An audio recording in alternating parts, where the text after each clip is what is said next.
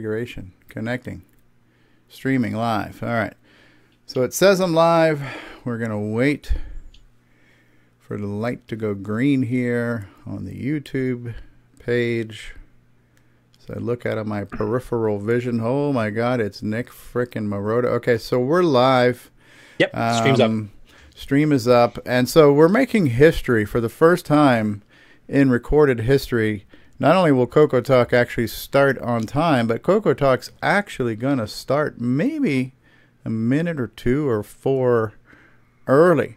So on that note, since we are live, we're going to cue the intro. CoCoTALK episode 82 is going to do it live in 3, 2, where's my freaking button? And here we go. And here we go.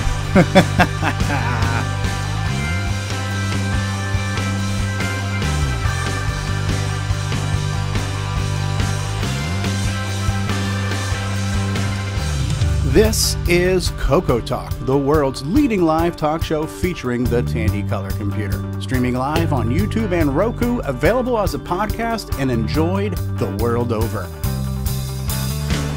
And now, here's your host. Good afternoon, everybody, and welcome to CoCoTALK, episode 82, where the fun never starts, but we are here. We're queer. Deal with it. Or that's a different show I do. But we're here on CoCoTALK. I thought you how to sell that for a second. Yes. So we're here. Let's see who we have in the live chat already. Because before we even press the button, and my Coco cat just joined us. Before we pressed the button, Frank, we had 11 people waiting.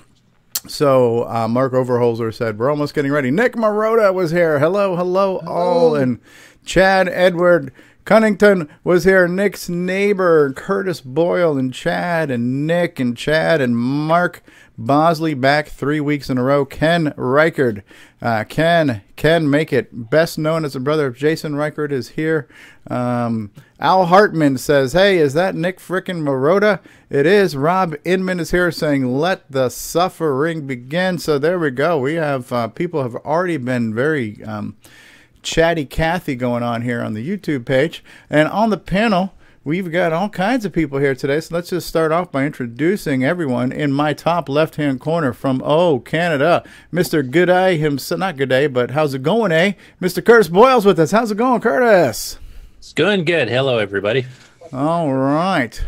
We have with us, friend of the show, not on off enough, but Brian Weisler is with us. Hello, Brian. Hello, all. Hello. We've also got with us that Apple guy, Mark D. Overholzer. How the hell are you? I'm doing great. Glad to be here. All right. From down under the thunder, Mr. Nicholas Marentes. Good day, Nick. Good day, everyone. All right. And we have a friend of the show, friend of Curtis Boyle, a co-creator of the Nitrous 9 project, a guy who helps out Curtis when he burns his hair with curling irons and screws up his iMac. Bill soldering Noble. Iron, not curling iron. Curling iron, soldering iron, whatever. Well, you had a mullet. Who knows what the hell it was. Bill Noble, how's it going, eh? Oh, we're doing good here. Hey, thanks for joining us again. It's been a while, a long time. Glad to have you. It's been a while. We had the creator of Audio Spectrum Analyzer with us on the program today, Mr. Steve Bjork. How are you, Steve? Hey, how's everybody doing today? We're if we were doing any better, our name would be Nick Marotta. Speaking of, Nick Marotta is here. How's it going, Nick? Hello, how are you? Doing good, Nick. And we've got not one, but two shining pretty faces live from Tandy Assembly. Jason, the CoCo Man Reighard, and Grant, a.k.a. Greg Leedy. How you guys doing? Hey, pretty good. Hey, all right. Hey. It looks like you're in your room. Yeah, I'm heading down there right now. All right. What, are you just waking up, taking your beauty sleep there? Oh, no. Just got back from lunch from Big Boys. Ah, Big Boys. I saw a couple of people posting pictures with them with Stuart Chifiet. And how was the Stuart Chifiet keynote this morning? Awesome. I really enjoyed it. Yeah? Yeah, right. So looks like a person or two has either recorded it or live streamed it, because I've seen a few links. I think Jason posted a link to YouTube, and so did Paul Fiscarelli. Yeah, there's a couple more out there too, I think. Okay, excellent. I did a very awful live stream, but it was better better than nothing. Okay, we've got breathing heavy on himself, Mr. Ron Delvaux. What's going on there, Ronnie? Hi. Just got done running a marathon? No, just ran in from having people over. Welcome to the program, Ron. We're not used to not seeing you on Mission Control. In Mission Control there, Yeah. Excellent, excellent. So good. I'm glad we got a couple of boots on the ground here at Tandy Assembly so we can get a peek of what's going on here for those of us who were unable to attend. Now I know what it feels like, right? For everybody else that says, man, I'm so happy when you live stream CoCo Fest because I can't make it. Here I am on the outside looking in, and it's nice to have somebody do that. And, you know, and it's nice and quiet there, too, it seems. Is that Max Jackson wearing his orange shirt there? Maybe. Good question. I think that's Max Jackson. That's fine. Oh, here we go. Walk around and say hi to some people for us. And let's try not to get motion sickness here. Uh-oh, I think we're going to cross. Oh, man, we've got some inception here. We've got Jason pointing at Greg, Greg pointing at Jason. All right, whatever you do, don't cross the streams, guys. We just switched positions. No, I'll follow you. Oh, this keep rotating at 360 degrees. We can start some type of centrifuge of video inversion going on. And then here. after that, you two walk side by side, and we can actually have a 3D view. You just gotta blink your eyes and. Hey, there's frickin' Richard Lorbieski.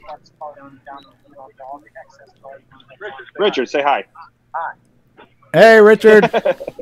Everybody says hi. We got Richard from the side. We got Richard from the front. We're live on CoCoTALK. Yeah. Put on your glasses now. Oh, there's Eric. There's Eric. Eric, why not Canalis? Eric. Did Eric get a haircut? Brought to you today in double vision. Yeah, and double stereo, complete with sound loop and all kinds of stuff going on here. So maybe if you guys are gonna be close together, maybe one of you mute your microphone so we can get one audio input. Here, I'll mute mine. All right. Okay, there we go. Radio Shack computers. Oh, there's the Mi's and the Me's and the Mooses. And, so how? Steve, you should zoom up the screen for the viewers too. Yeah, that would be maybe best. We got Jim Brain here. Hold on, let's make Jim. Let's make Jim's video feed as big as his ego here. So hold on one second here. I have to transfer the 4K TV for that. Yeah, here we go. All right, so now the video feed matches Jim's ego. Hey, Jim, how are you? He says, "Hey, how are you?" I'm here. Hey, do we get to troll Jim for once? Oh, we're gonna troll Jim now. Yeah, I've seen better banners at Goodwill shops, Jim. I don't think that's his banner. That was here before. Oh, okay. I don't see. That's like my banner. We're taking bets on how long it stays before it falls off the wall. Again, it usually falls off about every hour. I'm just down here from Jim Brain. Got the CoCo Man banner duct taped to the wall, and Hey.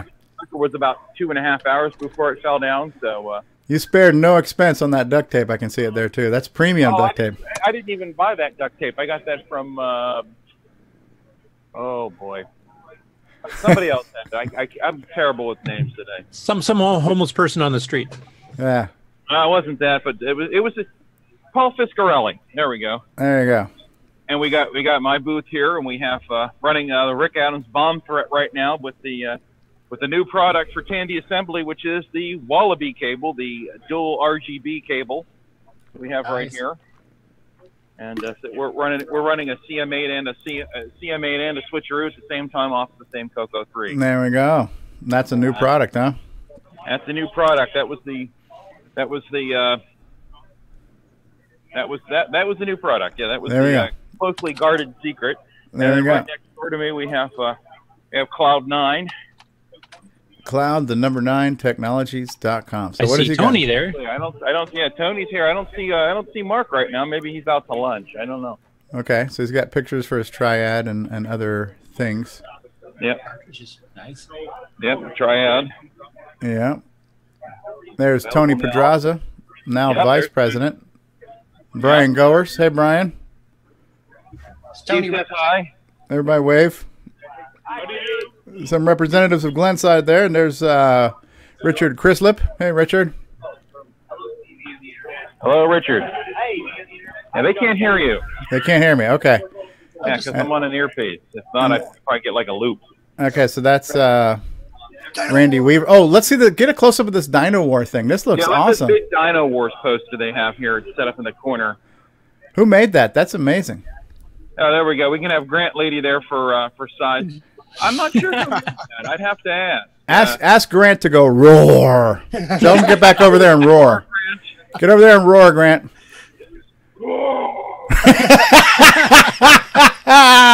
That's going in the new. That's going in the new post credit scene. Yeah, that's the outro there. Hey, we got Brendan Donahue and CoCo VGA. Hey, Brendan. He waves. CoCoTALK. Hey, yeah, say hi to Stevie. There you I don't know if you can see me waving, but I'll wave anyway. I'll do the pageant wave. There we go. Doing the pageant wave. And we got some bust out going on here. Look at Bust that. out. And bust out requires VGA to really zoom in on that fidelity. Yeah, to really appreciate those blocks. but they're really crisp. Blocks never look sharper. That's it. That's right. Is that a keyboard for sale there? I haven't seen anything like that. We do have some Bomb Squad. Bomb Squad. Around here somewhere. I don't see them right now, but we got some Bomb Squad. We got some Bomb Threat cartridges here. Okay. Just Nick's A lot booth, of or color computer. Yeah. And this is is that Neil Blanchard right there? His stuff. Right. Yeah. Okay. And right next to him is Plateau of the Past. So is that Jim O'Keefe next to Jim? Or is that still part of Neil's table? He's just got a few copies of Plateau of the Past there. Okay. Yeah, you got me. I have no Okay. idea. Yeah, that yellow packaging is Plateau of the Past. I got a copy of that. MS-10? I'm not familiar with that. Yeah. Neil did the reproduction on that. That's a It's a reissue of the original one from the 80s. Yeah. Oh, very cool. Very cool. Okay, so it looks like we've got some Donkey Kong going on here. Maybe some King's Quest. There's Max Jackson. So tell Max we said hi. Stevie says hi. All right, he's playing Donkey Kong. This is it, folks. You're looking at Tandy Assembly Live. This is what you're missing out on. And Stevie, what you're looking at right there is level 2 of Donkey Kong. Yeah, Stevie hasn't seen that screen before. That is level 2. Oh, and we got the that's Paul Fiscarelli here. Paul Fiscarelli's banner there, and looking staying good. up on the wall well with duct tape. Although I see he's got it worked into that light fixture there, so that must be the trick. I can put tape on there, but then we've got Brett and Eric. Hey, Brett. Hey, Brett. Stevie says hello. Ken is asking if Roku's working. I have no idea. Ron Delvaux, can you check mission control and see if Roku's online? Oh, look. I think we got some Tetris there. Yeah, looking good. We got some laser discs here. Eric's brought his laser disc. Laser, the frickin' laser. Laser. That's cool. We got some TRS-80 Model 1, Model 3, 4P, some of that stuff here.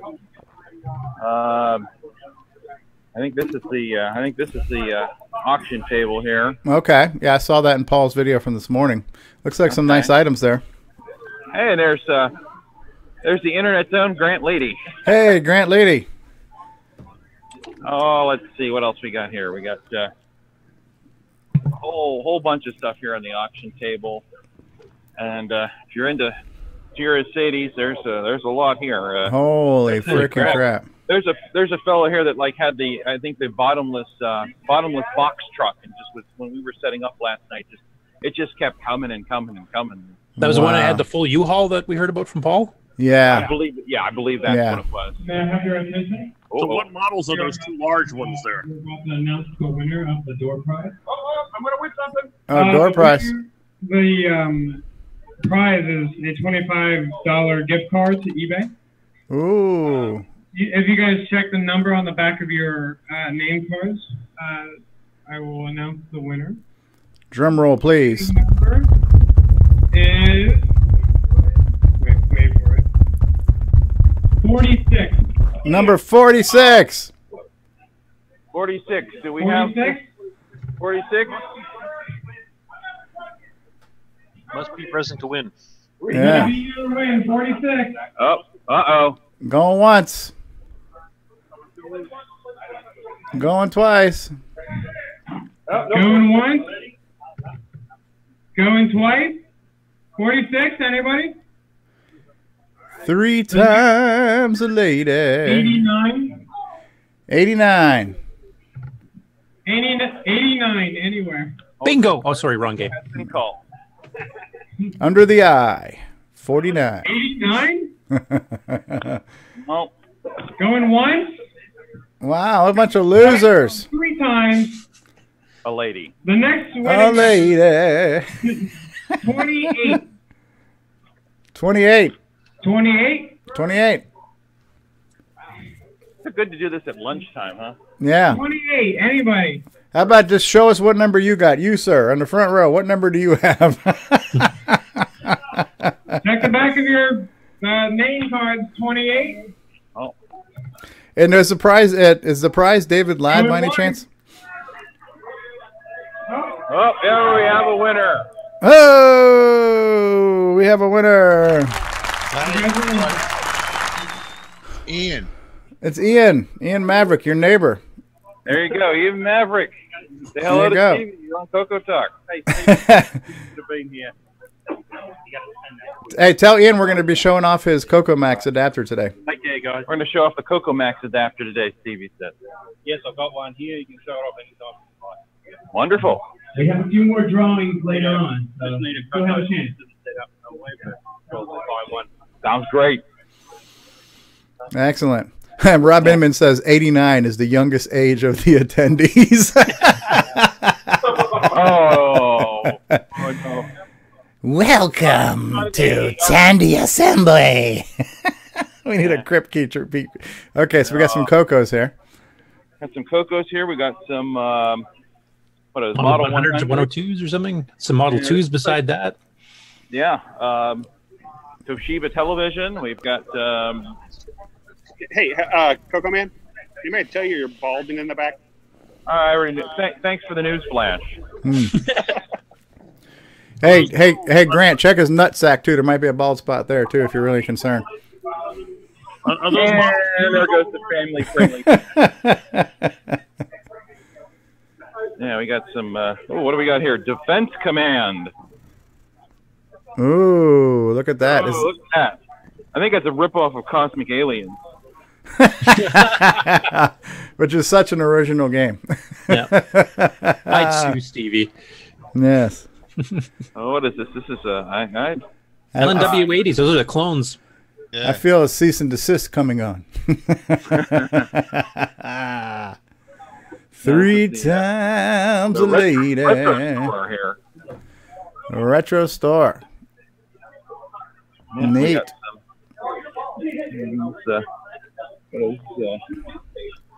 Model 3, okay. I'm not really familiar with a lot of the TRS. Now, you were not there last year, were you, Jason? No, I found out a week after it happened. Right. Ask Grant how he would say this stacks up to last year. I would say it looks good. I mean, it looks like you got a lot of exhibits. You got some good number of attendees there. I would say that this year the facility is a big upgrade compared to last year, and I would say we probably are about the same amount of people as we did last year's too, probably about 70, 80 people. Okay. So it's a pretty good turnout. Yeah, I would definitely call this a success. So great job, Tandy Assembly event coordinators. We have a lot of new faces here. This is Curtis's DOS here, L-DOS. Yep, we're still here. Exactly, right? L. Curtis DOS. That's a good name. I'll have to use that for the next version of Nature's Night.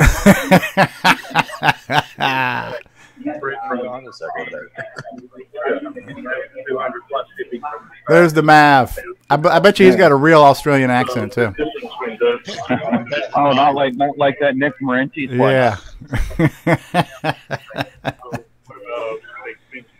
And he was the best dressed guy last year too. He had a full suit on, suit and tie, coat, the whole 9 yards. Oh yeah, look at that. I guess he's trying to class up the joint. That's it. Yeah, Yes. somebody has to. Yeah. DOS Plus. Look at that. That's geez, what name am I going to pick? That's the follow-up to the predecessor DOS Minus. So this one had a lot of positive additions. L. Curtis DOS Plus sounds good. Oh, we got some green bar paper here. Ooh. DOS Sharp.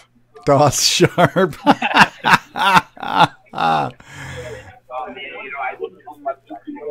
Oh, there's one of those primary hard drives from Tandy. Oh, wow. Look at that. That was the drive. You had to turn it on with a key. And it's got a key. And 8 meg. Is that how you can lock up your data? Well, then there's under the table. There's this. Oh my God, those are the 8-inch filing floppies. cabinet with a disk drive on top of it. Yeah.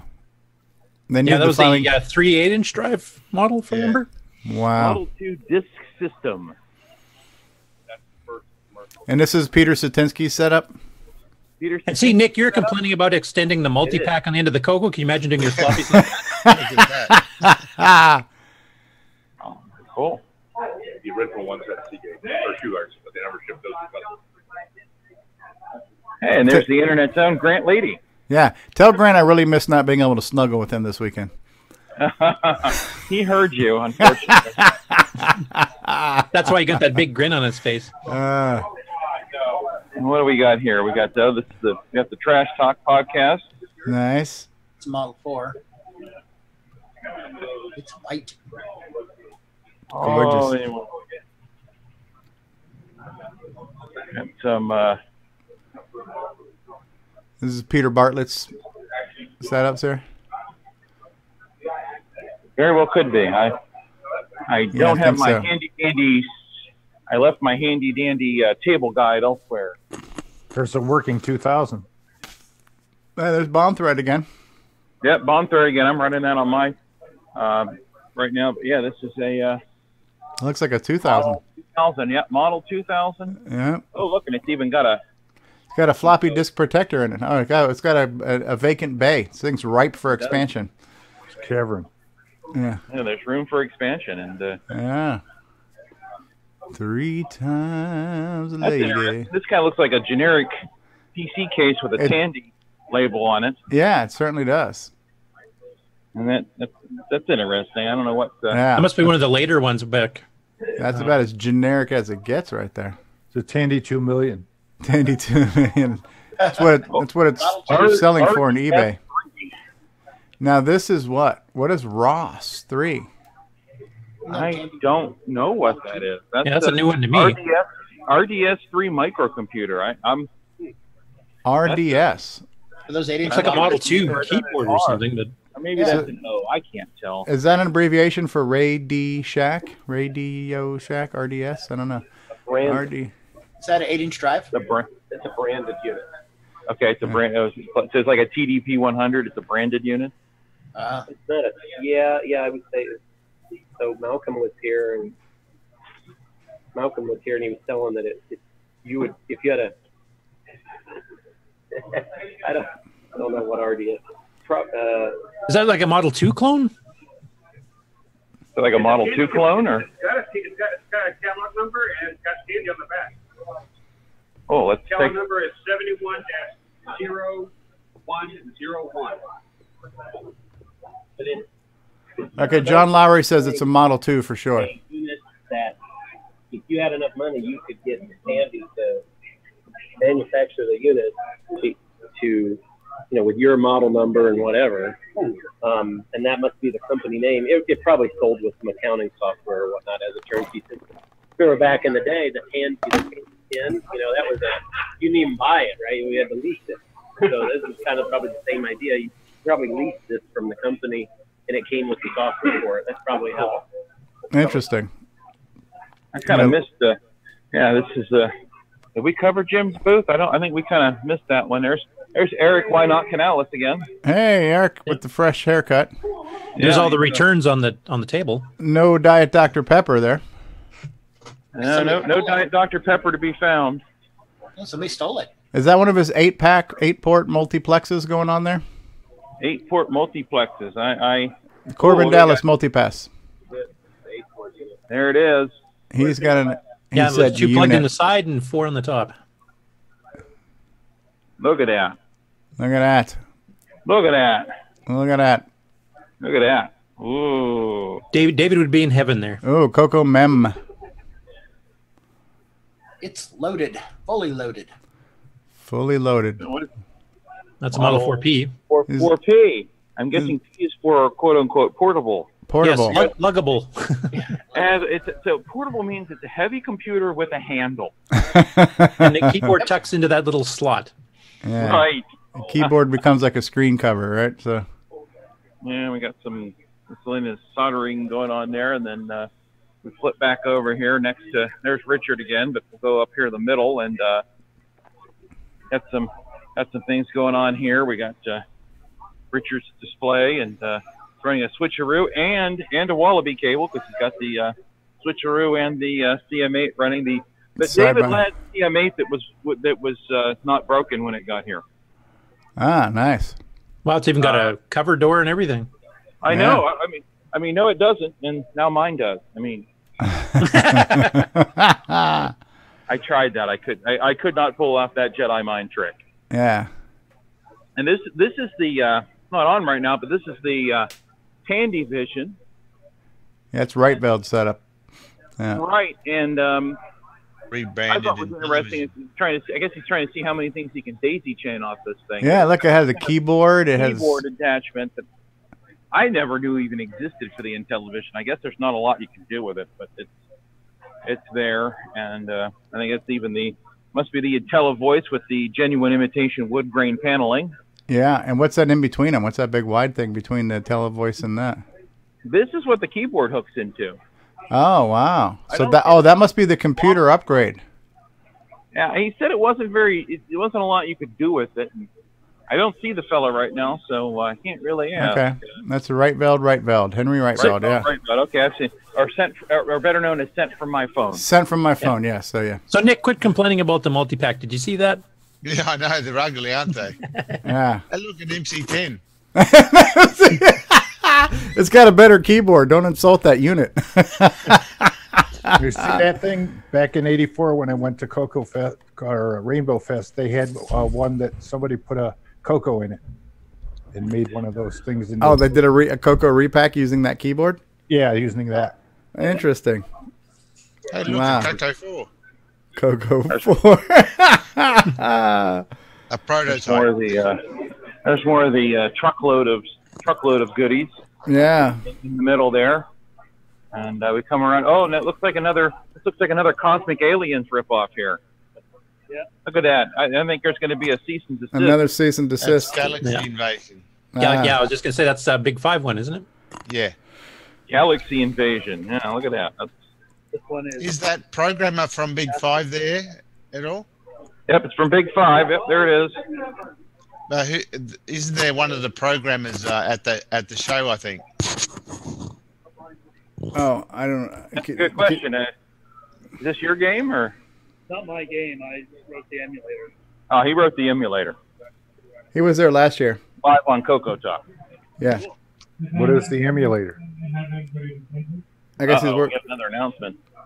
Speakers Arno Pooter and Sasha Haberlin are doing a presentation to building an extension card for the CRS-80. Lessons learned from the Retro Store card in the room next door in 5 minutes. There you go, Stevie. You got 5 minutes to get here. All right. Okay. So we have somebody in the live chat named Ryan Gavigan saying that it's the European version of the ECS for Intellivision, that box with the keyboard. He said it and the Australia one were the model after Intellivision 1 and the U.S. Very cool. Yeah. Neat Very stuff. Cool. You can venture through here. Does Brett Gordon have a display? I do not believe Brett has a display, but there is. Yeah, so he's just there. He's just displaying himself. You don't have a table, do you, Brett? Okay, there you go. There you go. You heard it here first on CoCoTALK. Brett. Is this CoCoTALK the dumpster fire? The dumpster fire. Dumpster fire. We got to dance. Hey, we got. Hold your applause. Yeah, we got some more clips for the post credits now. We got Richard dancing too. We got Greg roaring and Richard dancing. Roaring. Yeah. Yeah, we got a bunch of books. Oh, we have the complete Rainbow Guide to OS9. Oh wow! If I ever find myself low on toilet paper. We Return. can have a graphic of the dancing demon morph into Richard. Yeah, right. Here we go. Here we go. We have a the toilet paper 10 printer. Toilet paper 10. Slightly incomplete. Well, it has a tint to it. Oh, that's what we call a patina. That's the Tan Mom edition. So Retro Bright is your friend. Yeah. Oh. What we got here? We got we got a big. Well, it seems pretty light, but there's at least a box for a big calculator in here. Yeah, big. That's a what's it called? BAC, big ass calculator. Yeah. There you go. How much do they want for that disc video interface for a Model 100? I have no idea. See it on top there? Where was that? It's in the box on top. Right beside the printer interface. This video interface. I have. Model 100, right? Appears to be empty. It's probably on display somewhere. Display. Yeah. It could be. That was a doohickey you plugged into it and attached to like an 80-column composite monitor, almost turned it into a PC. Hey, have you ever noticed sometimes on eBay they'll sell those boxes? Just the boxes? Yeah. Oh, yeah. Yeah, but it's a vintage box. $30. Yeah, it's a vintage box, so it's worth something. Look at that cassette player. That is vintage. Yeah, and the modem, it looks like. Oh, Direct motion modem DC 2212. Untested. Oh, that's a 1200 baud one. That's the high end one. Oh, is that a Craig? How much would you pay? Don't answer yet. Wow. We got all kinds of books here. We got using the TRS-80 in your home. Oh. I guess compared to using it in your car. Yeah. Darn it! I've been using it outside this whole time. No wonder it's buggering up in the I had snow. one in my van. Curtis, you're doing it wrong. Oh, are these OS9 manuals? No, it's like MS-DOS, Microsoft Word. Hey, Ron, can you work the camera for Jason, please? Oh, you want me to work the camera like Ron? There you go. You have to drop it. Oh. Okay. Enough of that. We're going to make everybody seasick. You need to drink more, Jason. My arms are still tired from holding up my phone for that whole Stuart Chifiet keynote that I streamed live to YouTube. Well, thanks for doing that. We'll have to watch that later. Yeah, how did it go? Well, my arms are still tired, but it was a really nice keynote. I got to chat with him for a minute and took a picture with him because I guess he had to go. He was out of here by noon. Wow, he was in and out. In and out, but nice guy, nice fellow, really interesting talk. If you get a chance, He's Chifiet out, huh? Facebook, and there may be better recordings out there eventually, but I have one up there now. Okay. We have one of those 50-in-1 kits here. Hey. Ooh. All kinds of Radio Shack goodness here, and just all kinds. I didn't know better. I'd think I was in Ron's garage right now. Yeah. Less the signs. Yeah. Yeah. We got. Yeah, I keep thinking in my head, hey, I got one of those. I I bet you don't have the giant Dino Wars poster, though. I love that Dino Wars poster. Well, Ron, it's like I have one of those. I have one. It's more like I have 12 of those. you have 12 of those. Nah. Yeah, that's something else. It's a Wars poster, but everybody likes it. Oh, and ladies and gentlemen, the internet's Grant Leedy. Whoa, you're gonna knock it over there, Grant. Whoa. Oh, just let that roar. You can tell Grant to roar again. 70 bucks down the drain. Tim Linder put this together. Tim Linder, huh? Breaking breaking news from Brent Donahue. This was Tim Linder. That's right. Where Tim works, he has one of those big ass printers, if I remember, for the print shop he works for. Did you guys notice those dinosaurs are in Arizona? Brent sneaking behind the sign. Is there anything back behind here? Oh, everybody. Roar. That's neat. Oh, Grant's going to go behind and roar? Okay. That's, roar. Secret revealed. He should have put a hole on his head so you just poke your head through. Yeah, take your picture. Yeah. You're holding it the wrong He gives way. it a rating of 1. That's Grant saying we're number one. We are the number one rated live talk show featuring a shaky cam. Yeah. I can't turn it upside down. I can't put it in Australia mode. It doesn't work. It auto corrects itself. But I think that's pretty much the. Hey, what are those monitors on the floor? Monitors on the floor. Yep, there's monitors on the floor. Down behind you too. Oh yeah, there's monitors. Maybe saw a Mac Cube there. Yeah, there's a bunch of laser discs here too somewhere. Laser. Yep. Those look like a couple Apple monitors. The one on the right is the monitor 2 used for the Apple. Yeah, we got some monitors here on the floor. We got what is this? This is high resolution monitor VM1. Those are for the 2000s. Yep. You're right. Does look like I'll take your word for it. And then we have a stack of. I got one of those. 2000s. I got two of those. Yeah, I don't have any of those big ones there. I'd have to say there's a good variety of machines on display here. I like it. Yeah. Oh yeah, I enjoy seeing something else other than the CoCo. There you go. Hi, you're on CoCoTALK. There you go. That's Ron Klein, and that's Mike Rowan. All right, tell him that. Myro. Hi. Oh, there's Myro right there. Hi. Myro. Hey. Hi, Myro. As seen on the internet, Myro. ¿Cómo está? Hey, tell him we say congratulations on another great show. Guys are saying congratulations on another great show. Yeah, it's been a great show. We're not quite at what we had last year. I think we had 86 last year. We're 83, so we should hit or exceed last year. That's awesome. Wonderful. That is awesome.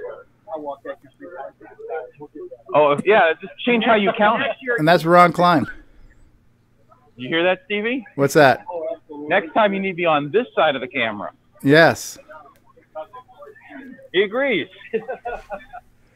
Tell him I don't have the CoCo crew kind of budget. We're a low budget show. He doesn't have the CoCo crew budget. Low budget show. Can we even flush this time? CoCoTALK live. We're lucky we can live vicariously through. Want to hear a Tandy story? Radio Shack. Who is that? Who is that? Who we have here? Your name tag flipped around. I'm TJ McLaren. I run Digital Dinos. Okay, see the guy with all the stuff. Yep. You're the guy with all the stuff in the middle. I'm the guy with all the stuff in the middle. Oh, so you're the one with the box truck. What's the story with that? All the stuff I have? Yeah. So I've been in the classic computer arena since like 92, 93, somewhere in there. And somewhere around 2003, I decided that I needed to sell something. So one of the things about collectors is, of course, you have to buy everything, right, to get that one thing. And my wife at the time, my new wife at the time said, hey, you can't store everything, okay? It's like you can't collect them all, right? So what I decided to do was to take the one thing that I wanted and then sell everything else, okay, which is what we want to do. Right. So I tried to be nice about it for what I was going to sell. So all of this stuff is all my duplicates, triplicates, or things I'm not interested in anymore in Tandy. That's where all this comes from. Everything here has a little bit of a story to it. So you want to talk about the story? Let's do that, yeah. Which story are we going to hear now? We're going to hear the CoCo story. Okay, now did he say his wife at the time? Does that mean his wife is that person is no longer his wife? I think so. You have a different wife now, and not your wife at the time. Now. I still have the same wife. Oh, okay. Yeah. Okay. So I had a friend named Jim, and he had some color computers, and he was no longer in the color computers, so he gave me this freeze. So that's where my CoCo freeze came from. And then all of these, as you can tell, like, see where it's kind of marked, and you have like a mark here, and see what this mark is? See that guy? It says We'll peel the sticker back. See that, Mark? Right. So $8.98. All the CoCo2s here come from thrift stores. Wow. That mark came from what was it called? It was a thrift store in Columbus that is eluding my name and eluding me at the moment. I've been talking all day. I know the feeling. But CoCos are pretty rare when it comes to being in thrift stores. They really are. But these guys over here, these original CoCos. So these came from a gentleman named Tony, and Tony lived in Chicago, and Tony Pedraza? He was Tony Pedraza? No. I don't even know if he's alive anymore. Okay. Tony. So Tony came. Soprano. My store, and what he offered was, come on out and clean them out of this OSI stuff. So OSI is Ohio Scientific Instruments. But he also was interested in the color. He was also interested from OSI. They switched over. His company switched over to Tandy, and he did Tandy for the Model 1, for the Model 2, and also for the CoCo, and they built software for it. So Tony gave me a whole bunch of standard color computers and SPA. Not necessarily Radio Shack story, but it is a good story. Thanks for sharing. You're welcome. So that was a Tony Soprano owned CoCo, is what he said, right? A fellow named Tony. I don't think it was Tony Soprano, but it was. Okay. Great story though, but yeah, I think that's about the whole loop here. I mean, right. I can. Yeah, well, give your arms a rest. Sit down, Jason. Give your arms a rest. Put the phone down and just talk to us on voice if you want. But get yours. Oh, there's a Model 102 right there. I think, nice. I can give you a quick glimpse of the forum room here. Let me. Is that the back of Greg's head right there? Ladies and gentlemen, the internet's Grant Leedy. It's Greg, frickin' Greg. Freaking Greg, yeah. Oh, this is the speaking room. Mm-hmm. This is where the celebrities hang out.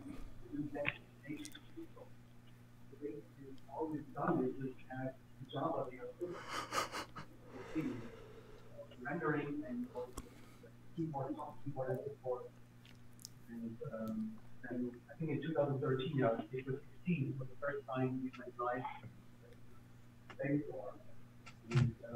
Yeah, nice size exhibit room or speaking room there.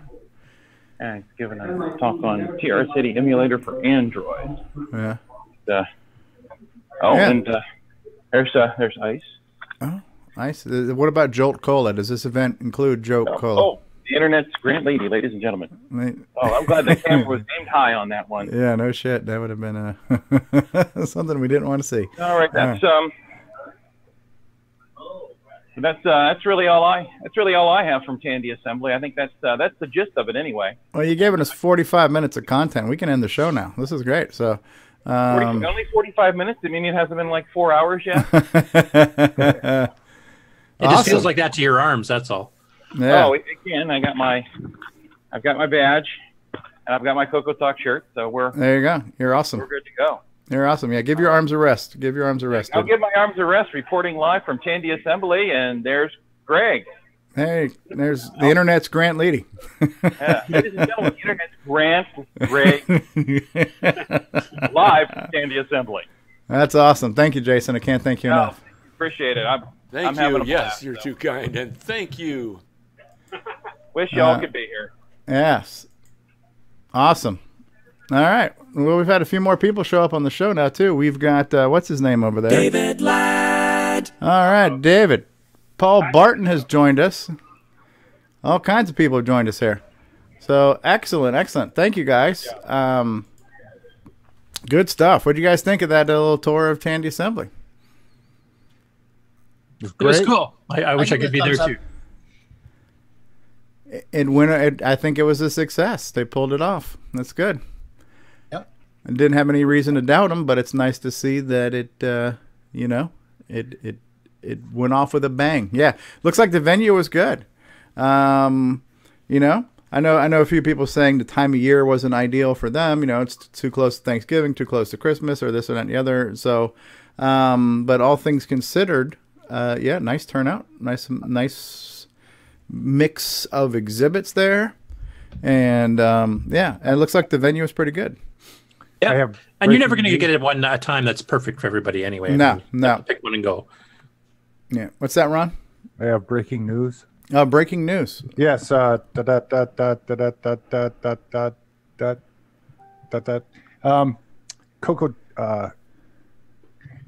TV is not including our show at this point. CoCo TV is not including our show at this point. Okay, maybe Roger forgot to turn on the receiver on his end. I don't know. It's usually automatic, right? Well, yeah, I mean, theoretically, that should be a true statement. Yeah, but nope.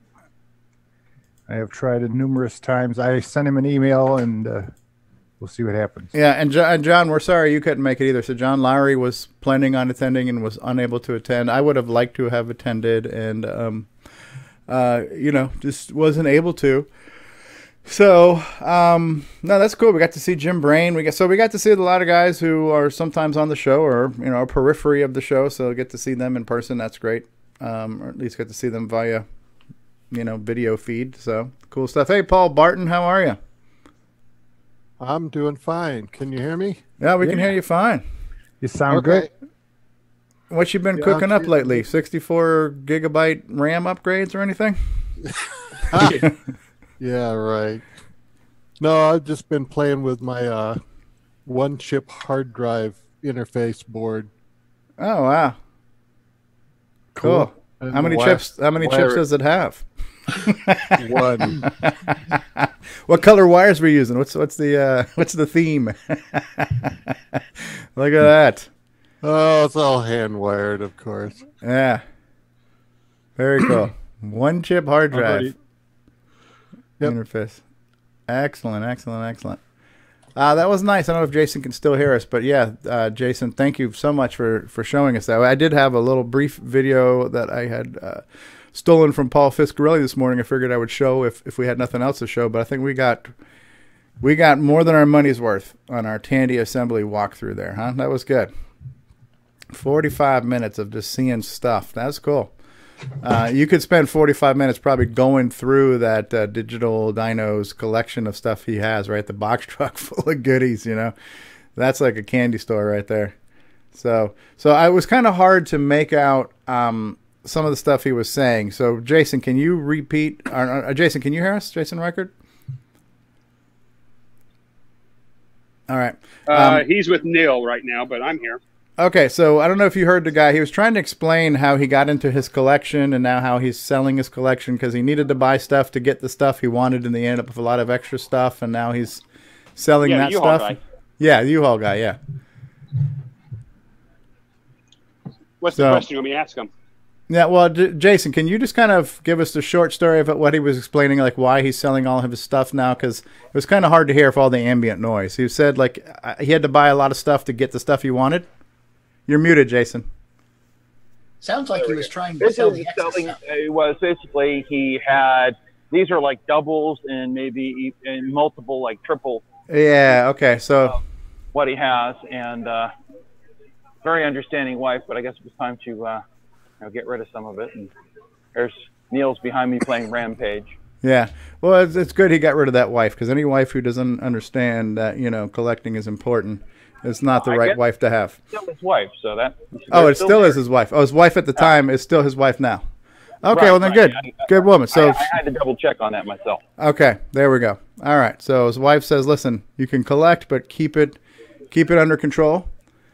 That was my understanding. Yeah, okay. And this is his attempt at controlling the collection. That was my understanding, yeah. All right, good. Well, hey, listen, his loss is our gain, right? So absolutely. Yeah. And do the prices seem reasonable? As far as I know. Yeah. Excellent. Very cool. Very cool. So that's a bonus.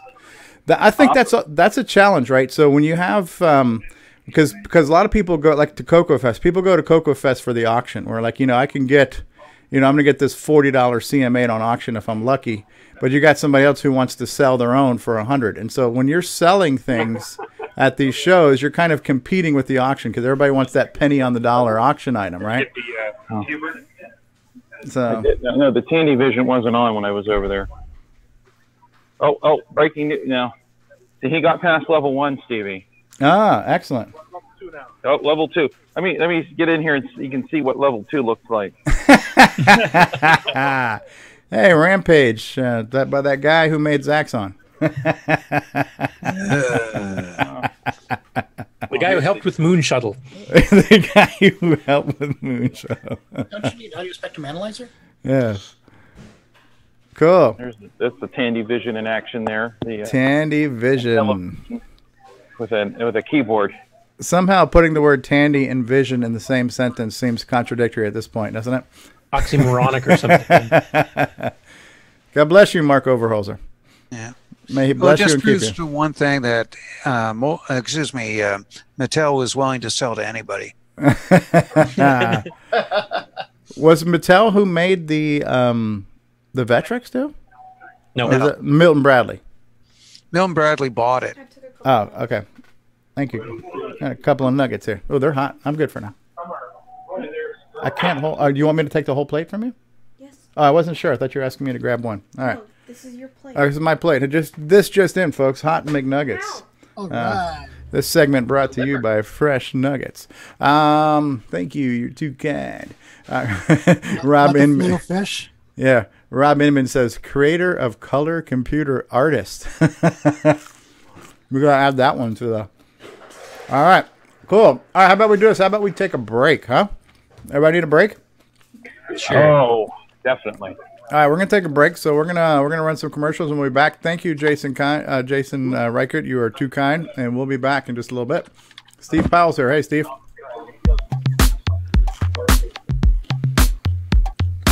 Hi everybody, this is Siri, Apple's personal assistant and beatbox professional. You're watching CoCoTALK with the original gamer, Stevie Stroh. I was here first.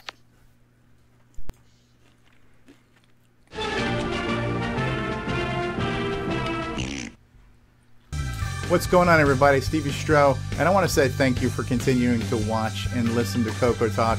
We love doing this show. We think we've put together a pretty good show for you, but this show could be better with your help. So if you would like to send a feedback, a comment, a suggestion, a show topic, or maybe even your own little segment or bumper, then send it to us via email to cocotalk@cocotalk.live. This show would be nothing without you. Love to hear from you.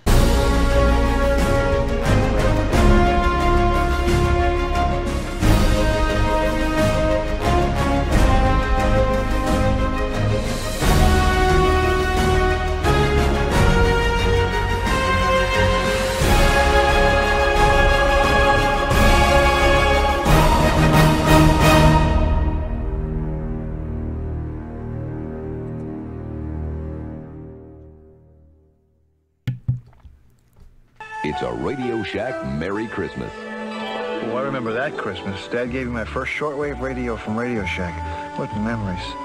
This Christmas, we got our son's Color Computer 3 from Radio Shack. It hooks right up to our TV and was on sale for less than $130. The Color Computer 3 makes learning fun. Jimmy even lets me use it for word process when he isn't playing computer games. Lucky I still got my shortwave. Save $70 on the sale-priced Color Computer 3, only at Radio Shack. We now return you to CoCoTALK. And we are back. And with us on the panel right now is still L. Curtis Boyle, Mark Overholzer, Nick Marotta, Paul T. Barton, the internet's own Grant Leedy is with us, Brian Weisler, Jason, the CoCo Man Reighard, the maker of the switch-a-roo and the Wallaby Y cable. We've got Ron Delvaux, we've got Nick Marentes, good day, Steve Bjork, Bill Noble, and David Ladd. All right, so we're here, and we're another exciting episode. John Laury is in the live chat. Yeah, says, what a great deal, a CoCo 3 for $129, right? So we've had a lot of people in the live chat today. Let's just go back and say hi to some of them. Mark Overholzer, Nick Marotta, Chad Cunnington, Nick Marotta, Mark Overholzer, Ken Reighard, Mark Bosley was in the live chat, and Al Hartman's out there from Jersey. How you doing, Al? Barry Nelson was on with us briefly. Hey, Barry. Hello and goodbye. Ken Reighard, Jason's brother, maker of fine commercials as well. There's Greg. Hey, Greg in the background. Hey, Greg.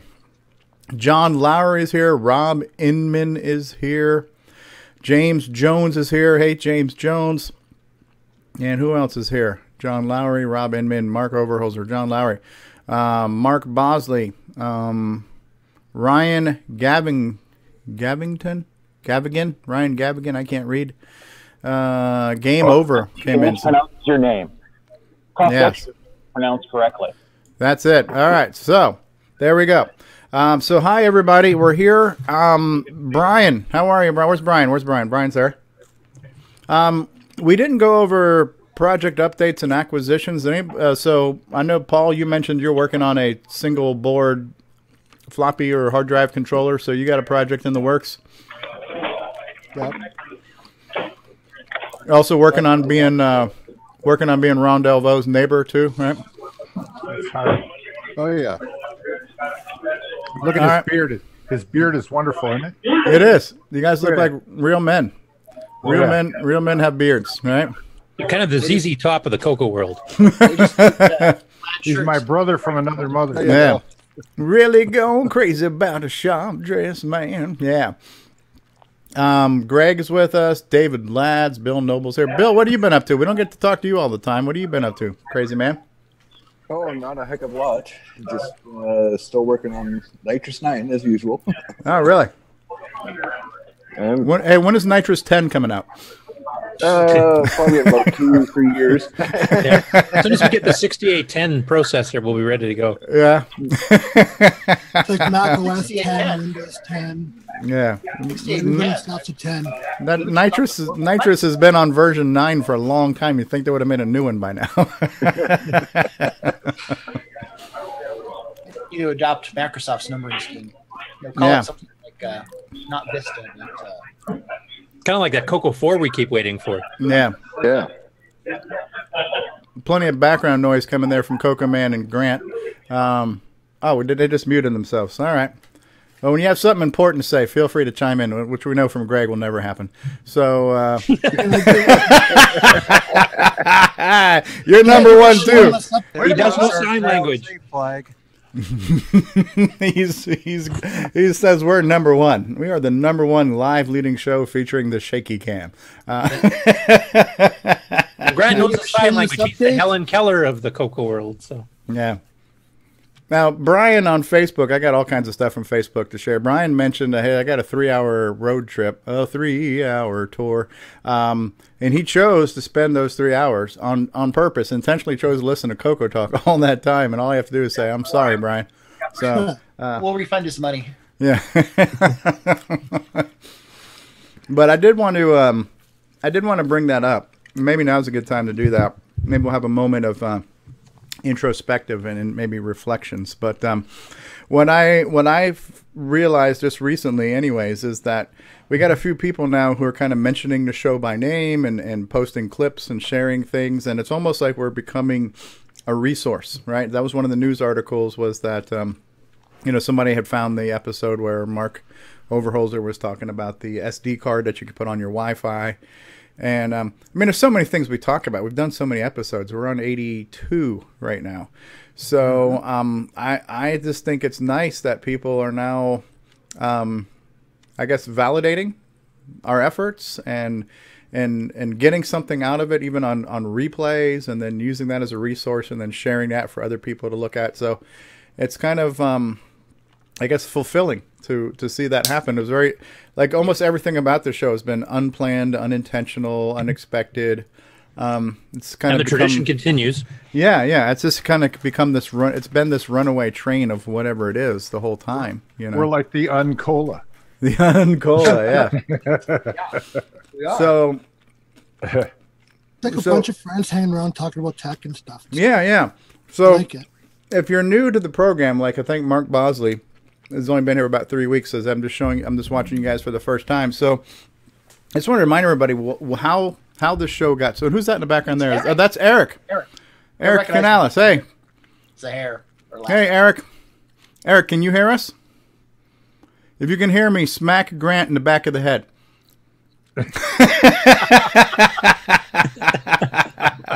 I can hear. Okay, I'm thinking to you. If you pick up my mental telepathy wavelength thoughts, please smack Grant in the back of the head. It's not working. Not working. All right. So, yeah, I mean, the show started, was there like around March of 2017, and we were getting excited for CoCo Fest 26, right? And so at that time, I was mostly doing just YouTube videos of CoCo games, and every now and then I did a live stream. Every now and then I did a little and interviews, and every now and then I did like a live stream marathon of some CoCo games, right? So I had this idea, hey, why don't we just live stream and let's talk about CoCo Fest. We're all excited about CoCo Fest. We've got the Christmas, that Christmas vibe, we're really excited for Christmas, the new toys and all this kind of stuff. So we kind of got together. We just live stream. It was very spontaneous, very unplanned. 5 or 6 people were on that first episode. Mark Overholzer was on the very first episode, and he's been with us since day one, right? Curtis was there. I think Auntie M was there too, and yeah. David Ladd. So yeah, David Ladd, John Linville was there. Curtis was there. A handful of us were there, and we were just kind of just talking about stuff, and this was cool. You want to do it again? And we did it again, and I think we did it for about 4 or 5 weeks, which led up to CoCo Fest. We did some live streams from CoCo Fest. We did like a CoCo Fest wrap-up show, and then where do we go from here? And that was now 78 episodes ago. So Yeah, it's just straight downhill is where we went. Yeah, so everything about this show has very much been this kind of an accidental success, if you will, if you consider it a success. But whatever it is, it's just been the perfect storm of all these chemicals and chemistry and reactions and protons and neutrons and electrons and stuff, and it all kind of came together. And here we are, So and this is like my favorite part of the week is listening to you knuckleheads,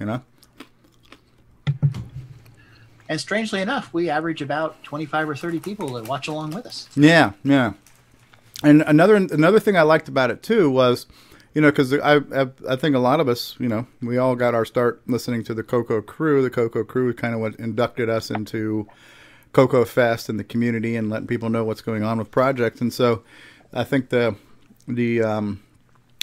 challenge with CoCo crew is only being once a month. Once you've listened to that episode, now you got to wait 29 days. It's like, what are we going to do for the next 29 days? Well, we started to create kind of like filler between those shows. So we had something to talk about and something to some people to talk to and some things to listen to in between CoCo crews. So that was nice for me because I hated having to wait another month for another episode. Yeah, and we're also kind of continuing the tradition, and Steve Bjork, you can probably give the details because I think you have it hosted on one of your sites there, but we had that little CoCo chat that everybody would call into just on audio Skype and chat, and we did that for a few months, didn't we? Yeah, it was back like 5 years ago. Yeah. Yeah, that was a long time ago. Yeah. Way back when. That was one of the few times we actually got Marty Goodman out of retirement. Wow. Yeah. Oh, is that Paul Fiscarelli? Fiscarelli, yeah. Hey, Paulie. Yeah, he says hello. How you doing? You're on CoCoTALK. There's Stevie Stro. How you doing? How you doing? We're doing good, Polly. One thing to say. What's that say in the back of his shirt? Real men do it retro. Excellent. You guys been streaming? Yeah. Oh yeah. Yeah, we already made the whole loop. Cool. Good stuff. Ask Paul if he's got anything he wants to update us on. Nick Marota. Hey. You got your name mentioned, Nick. Tell Paul you checked the video stream about an hour in. Yeah, Davy Mitchell says that was back in the old days when Skype worked. When this Skype, is true. The retro Skype, right? So, so yeah, I guess I will just start off the discussion by saying, it's been a fun, wild ride, unexpected ride, and a lot of things have happened, and I think the show continues to grow and evolve and take its twists and turns, and it's a ride I hope doesn't end. But I'm grateful that people are now referencing it, and people are saying, "Oh yeah, I'm actually listening in the car, and I'm listening to back episodes and all this kind of stuff." So it's like that's for me, it's just very cool to hear. So I want to say thank you to everybody who's been a part of this, both on both sides of the show, on the talking side and on the listening side. And I'll shut up now. Yeah, it's also good that we just get everybody together for these chats too. Like not everybody can attend the shows in person, so it's nice having that immediate feedback. That's one thing that we have that's different than the CoCo crew, which I would view as more as a reference material because it's something you can go back to, but you're not interactive with it, and that's the big plus on our side. If you're into that kind of thing. Yeah, to me, I think the magic or the appeal is kind of like if you get to be live because you can. It's real, And it's like when before I got rid of satellite radio, I used to love to listen to Howard Stern when he was live in the morning, even though they replayed it all day long. For some reason, psychologically, you're like, oh, this is great because I'm hearing it as it's happening. I get to hear these real moments, and I'm part of this moment, and it just happened. And so to me, that live or near live experience is this, you feel closely connected to it. But, the great news is you can watch it all day, and you can watch it throughout the week and stuff like that. And, it's like I always wonder, like, how relevant is an old episode? But Mark Bosley just mentioned, hey, I went back to episode 9 and learned how to set up DriveWire, because I guess we talked about DriveWire back then. So, DriveWire. Let me write that down because I'll have to go check that too. David Ladd, where are you? Yeah, I think that was when. I think if we were talking about DriveWire, it had to have been David because it wouldn't have been coming out of my mouth. I don't know how to spell DriveWire. So, somebody like Nick Marota, who's what's it been like for you? What's your experience been? Well, I was going to say, I really love how you let us join. Like you're so accommodating and so friendly and so open. It's like hanging out with a bunch of friends on Saturday afternoon now. I really love it. So yeah, it's like a live CoCo meet. Yeah, I mean, it was inspired by CoCo Fest, which is what CoCo Fest is, where we all get together. CoCo Fest to me was inspired by CoCo crew, and yeah. So if anything, if how some people say the CoCo crew reminds them of the Rainbow Magazine, which is a great accolade. It's a thing. If somebody says that our show reminds them of hanging out at CoCo Fest, to me that's an accolade. Because that was our inspiration. So it's a lot of fun. Mm-hmm. Agreed. Yeah. Hey guys, can I give you a shameless piece of information? Sure. Make it even shameful if you'd like. Okay. As I eat my fries. Sure. Yesterday I turned 50. Hey! I'm officially old. Oh, wrong button. Although at 50 years old, you probably take some naps, but I gotta take a nap after the show. This is the button I meant to hit right here. So. Hey, Jason, if you can hear me, and especially if Greg is not listening, smack him in the back of the head for me, will you?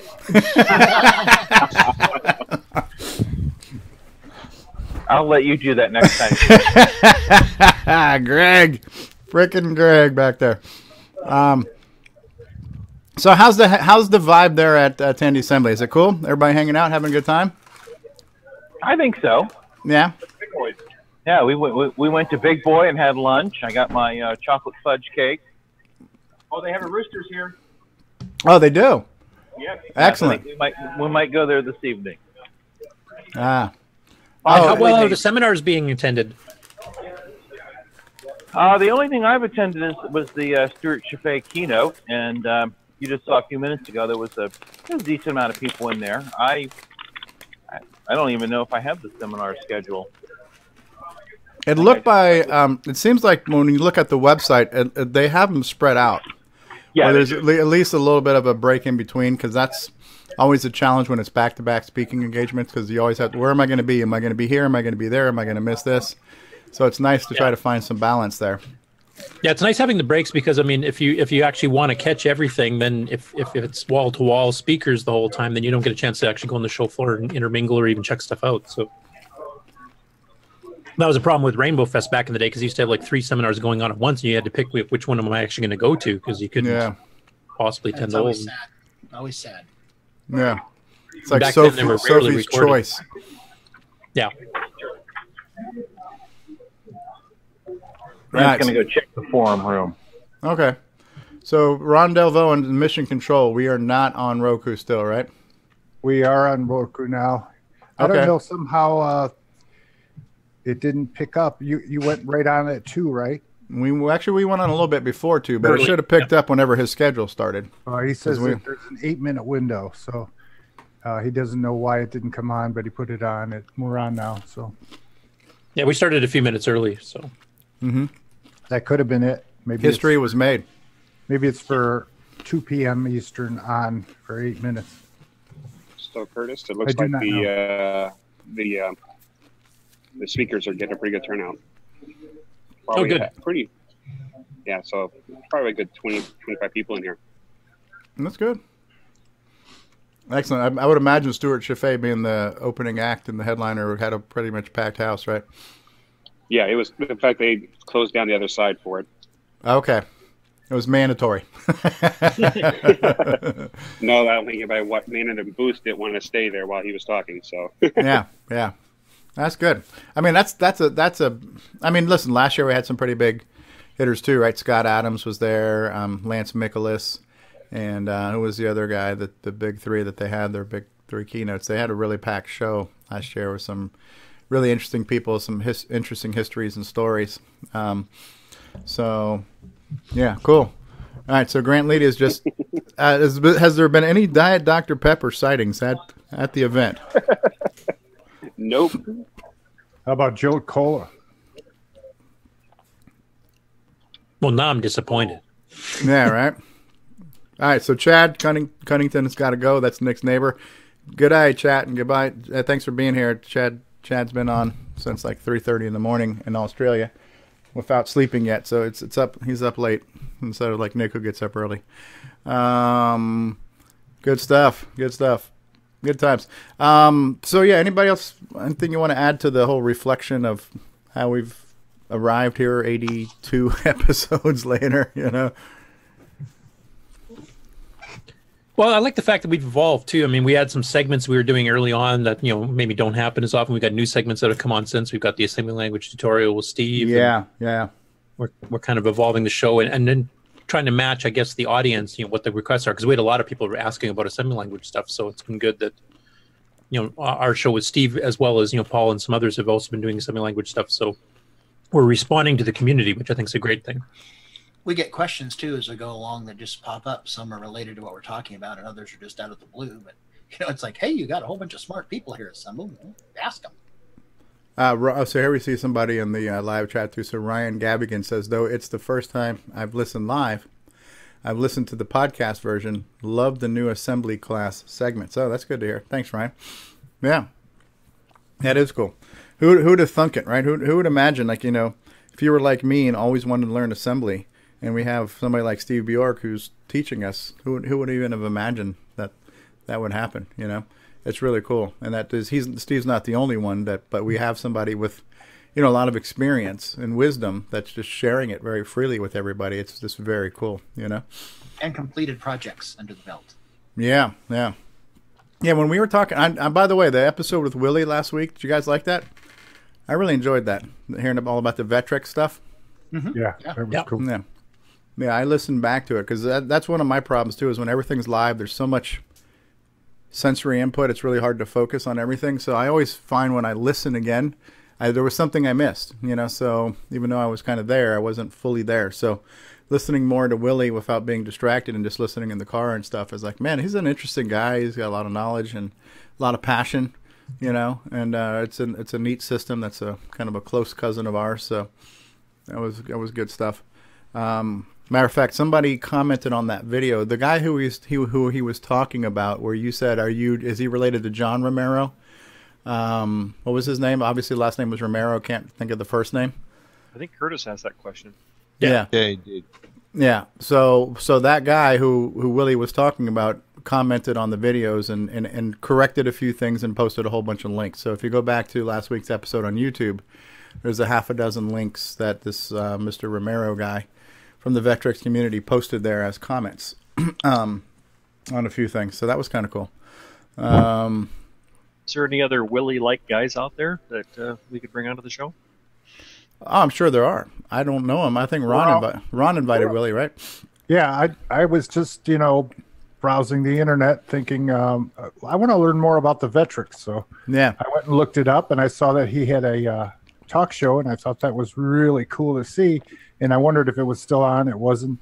And then I thought, well, let me find the guy. Found who he was, and I friended him, and then he got me friended, and I chatted with him a little bit and said, why don't you come on? And I think he was a little, you know, he didn't really know who I was from anybody, you know, and well, I'm not even familiar with the CoCo. And I said, well, it's okay.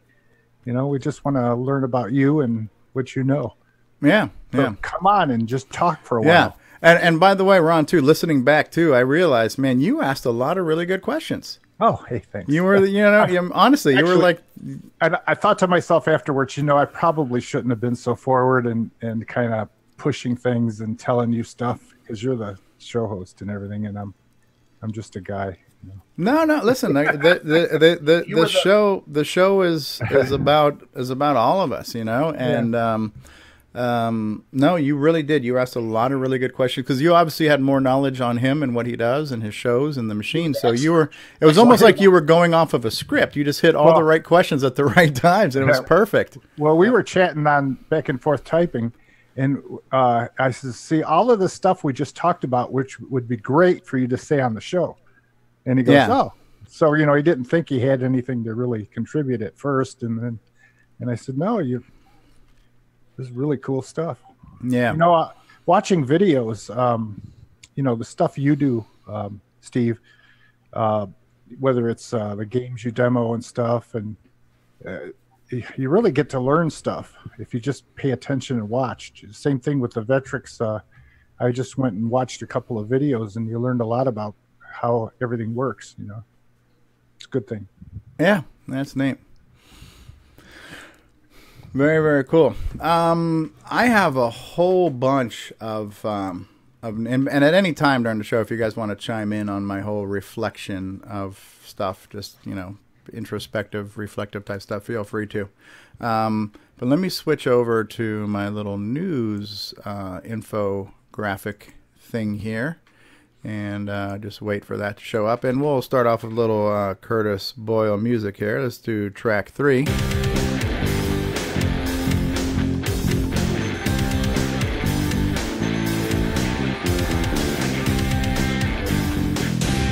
That's right. It's time for news, a.k.a. if you're too lazy to read Facebook, we'll spoon feed it to you.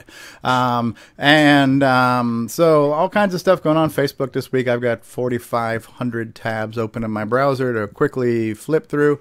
So there's a group out there that's called All Things Tandy and Radio Shack. And what do you think that group was really talking about? I'm not sure. I wish the title was more descriptive, right?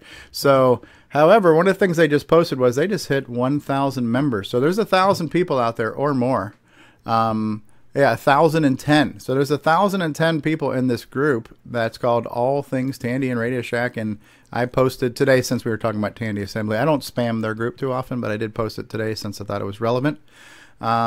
And so, yeah, they got people who are posting pictures of Tandy things and Radio Shack things and stuff like that, pictures of their radios and CBs. And so it's kind of like Ron's group, Show Us Your Tandies, right? So this is people showing us all their different stuff. So it's kind of neat. And the fact they've reached 1,000 members, I thought that was pretty cool. So you might want to check that out on Facebook if you're on the Facebook and, you know, you're not worried about your privacy being invaded and all that kind of stuff and Russian hackers and everything else. Check out, right now you have the opportunity to become member 1011. This one goes to 11. All right. What an honor. What an honor, right? So, so this one came from our very own Ron Delvaux, right? So Ron basically said, hey guys, I put a freaking cryogenic freezer blaster on top of my CoCo. And what was going on here, Ron? Well, a bit of fake news, which I had said later on my site there. Well, I watched a video of a guy that's called Bearded Something, and I thought, oh, he's got a beard and he's into computers. It couldn't be too bad, but he's he's got 6 gigahertz on a machine using the, you know, they're pouring liquid nitrogen or whatever it is into that cylinder on their processor. And I thought, oh, okay, well, I'll just steal this little part here and put it up and say I got my CoCo hooked up to it, you know. And at 1.78 gigahertz on the CoCo. And then the people are chiming in, the support chips won't work with it. And a bunch of other stuff they're saying. But I thought it was, you know, corny. Well, what the real giveaway that this was a photo of not a CoCo is the fact that it says Dell on the monitor. No. Well, you know, if you were putting your CoCo up, you know, onto that, you know, a system, you'd want a PC to monitor the speed of it, right? Yeah, you do. So that's your monitoring system. Yeah. The ironic thing is you actually can speed up your CoCo if you replace the clock crystal. Bill and I did that at work. Explain. And we did have to add a fan because it was running pretty warm. Yeah, and so I need help. I've got a 6309 in my CoCo 3 on my bench and a Chrio cooler on it, and all I can eke out is 1.78 gigahertz. Where can I pick up more speed? You have to switch to liquid helium for that. And then someone asked me if what kind of thermal glue I'm using on it. So I went and found some, and they go, oh, apparently that's the missing piece of the puzzle right there, the thermal paste, right? So they said, well, that's not the problem then. Born fast.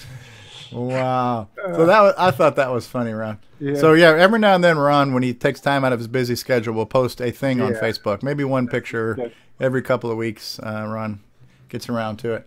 So cool stuff. So here's our very own Brian Weisler.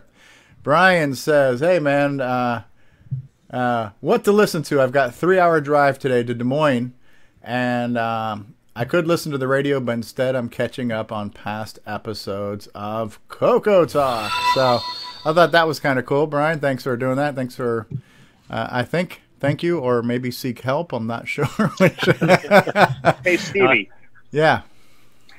Jim was wanting to know if you want him to talk about his audio pass-through for the through the cartridge that we talked about last week. Yes, I definitely do, but I would say what would really enhance the experience if he could do like the whole Benny Hill thing and keep smacking you on the top of the head while he does it, that would be awesome. Shut up, Stevie. Or the giant foot a la Monty Python. yeah, get him on. Get him on. All right, I'll have Jim join Zoom here in a few minutes. Then all right, and we'll be sure to troll him. And okay, hey, cool. You guys in the live chat, get ready to troll Jim Brain, okay? So, cool stuff. So, yeah, so Brian says, yeah, I'm going to listen to some CoCo talk. Hey, look. Paul Barton's putting up the CoCozilla. CoCozilla. Whoa, there goes Tokyo. Everybody, CoCozilla. All right, look at that thing. Woo. Cool stuff. So thanks, Brian, for wasting 3 hours. That's 3 hours you can never get back now. So, I'm all caught up. And it says, what else? So then John Linville says, don't forget, we got a monthly podcast. Bruce Moore says we also got CoCo Forever. So if you guys are looking for things to binge, there are things, right? There's 41 episodes of CoCo Crew. There's 80 some odd episodes of CoCoTALK. There's 10 episodes of CoCo Forever. So we got that out there. This was the article that Carl Daugherty, I'm going to screw up his name. Hey, Carl, if I get your name wrong, send us feedback. And yeah. So Carl Daugherty. Daugherty, whatever. Carl D. How about that? So he was mentioning the episode that Mark Overholzer was talking about, the Flash Air. So I'm glad that hopefully that worked, and I think we were talking about it in Discord the other night too. And Retro Innovation says getting on. Okay, so yes, so I'm grateful that we were able to be a resource and that it helped, and then that he was kind enough to share that. So thank you, Carl. Thank you. Yes, you're too kind, and thank you. Now, this one I thought was right up David Ladd's alley, and I think Go for Retro's here, so we may have to put this on hold. Yeah, go. So this is Todd Wallace, and he says he's been designing a basic tool that lets you read and eventually copy and write to and from OS9 disks from RS-DOS. So I thought the Lord of the Floppy would really enjoy hearing about that, but we're going to have to wait and hear David's reaction here for just a bit, because we've got something more important right now. We've got Jim Brain from Retro Innovations with us on the program, and he's an important guy, so we need to respect his time. Jim, how are you? Doing fine, and that's cute. You're trolling well today. A+ on trolling. Hey. I've had a great role model. So you posted some pictures in Discord. Should I try to pull those up? Would that be a benefit? Yeah, I think that'd be easier than trying to get, because I'm on my phone, so I don't know how to do the pictures on the phone. So I'll let you do that. And was that in lobby or news? It was in, let me see, it was in news topic suggestions was the place where I found it. So this was, I think, last week. I don't know if Nick is on or not, but I heard you guys talking about the idea of putting a board underneath the CoCo SDC that had audio capabilities on it. So I just kind of dummied up a small board. I think I just got it's not all laid out yet, but that's kind of the way it looks. So on the bottom of the board would be what would plug in to the CoCo or to the MPI, and then the top you would solder an inline connector on so that the CoCo SDC would plug into it, and then of course sound hardware on the right hand side, some power supply functionality and whatnot on the left, and then of course a CPLD there in the kind of middle. And so essentially the board would be a pass-through, so the CoCo SDC would function as it did previously, but then by putting the CoCo SDC and this particular unit in a new case, which was just a little bit longer than the CoCo SDC, you should be able to accomplish what you guys were talking about last week, which is have a CoCo SDC that's a single unit but also includes sound capability. Yeah, which is like a holy grail item, honestly. And you and Ed were talking about possibilities of which chips to use and stuff too. Yeah, and that was the neat. Number one, the turnaround time where you already had this design that you just threw up there, saying, "Hey, here's something."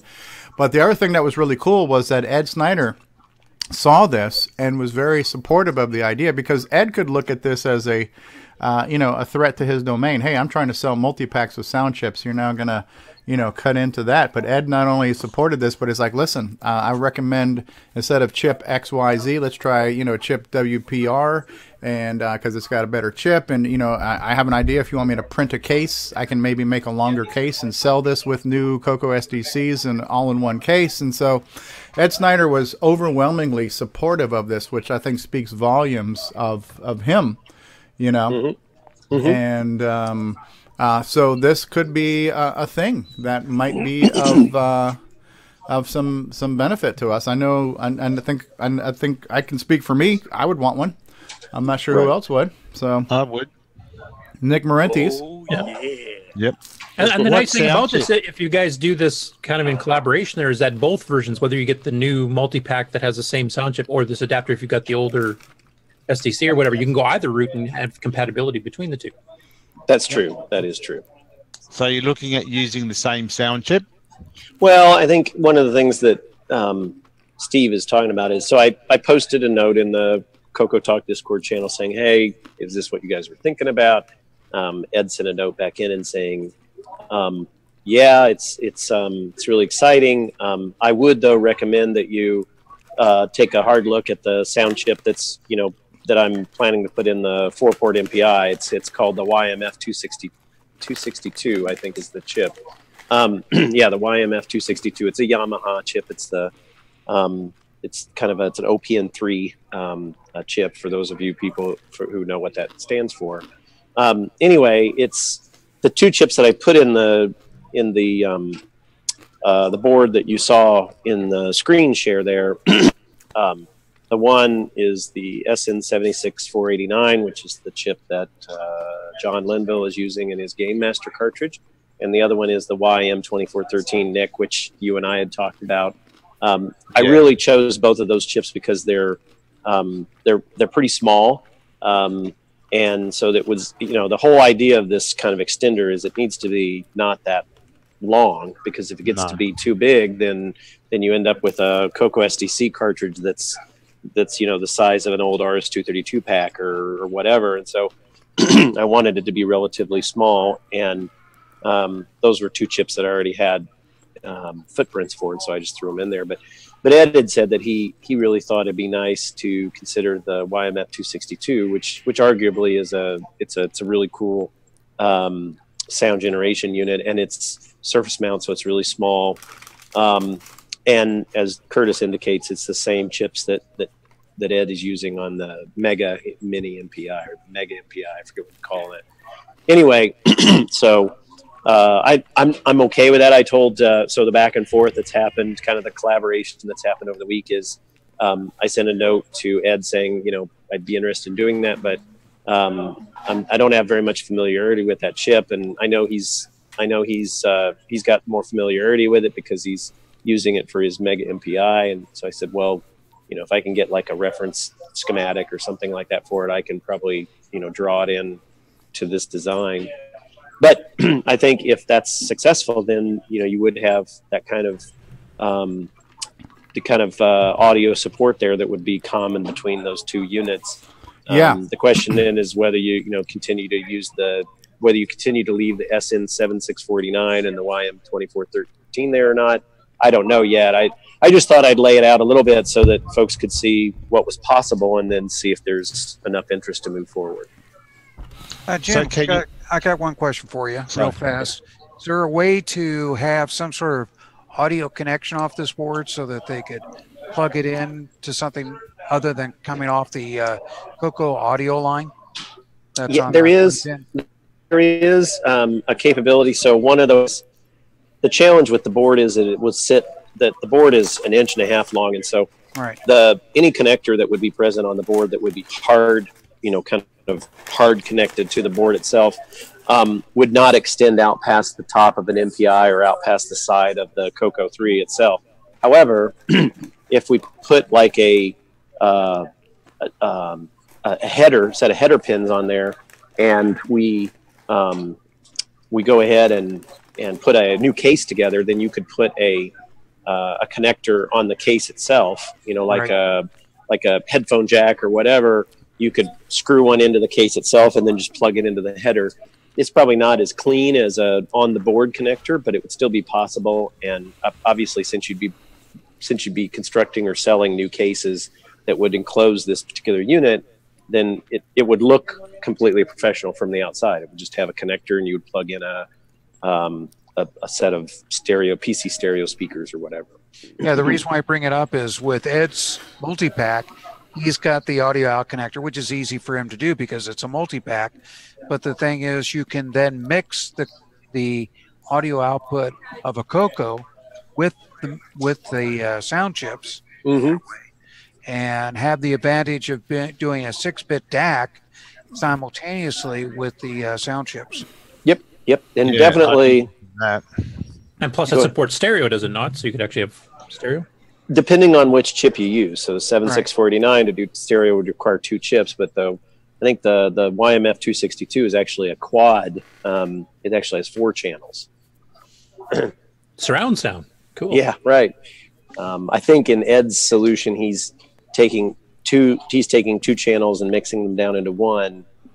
So he has just stereo at the end, but definitely a stereo capability. Nick, I think Nick, you were going to say something. I cut you off. Oh, no, I was just saying that I definitely would be interested in the ability to mix the 6-bit DAC and the sound chip. Yep.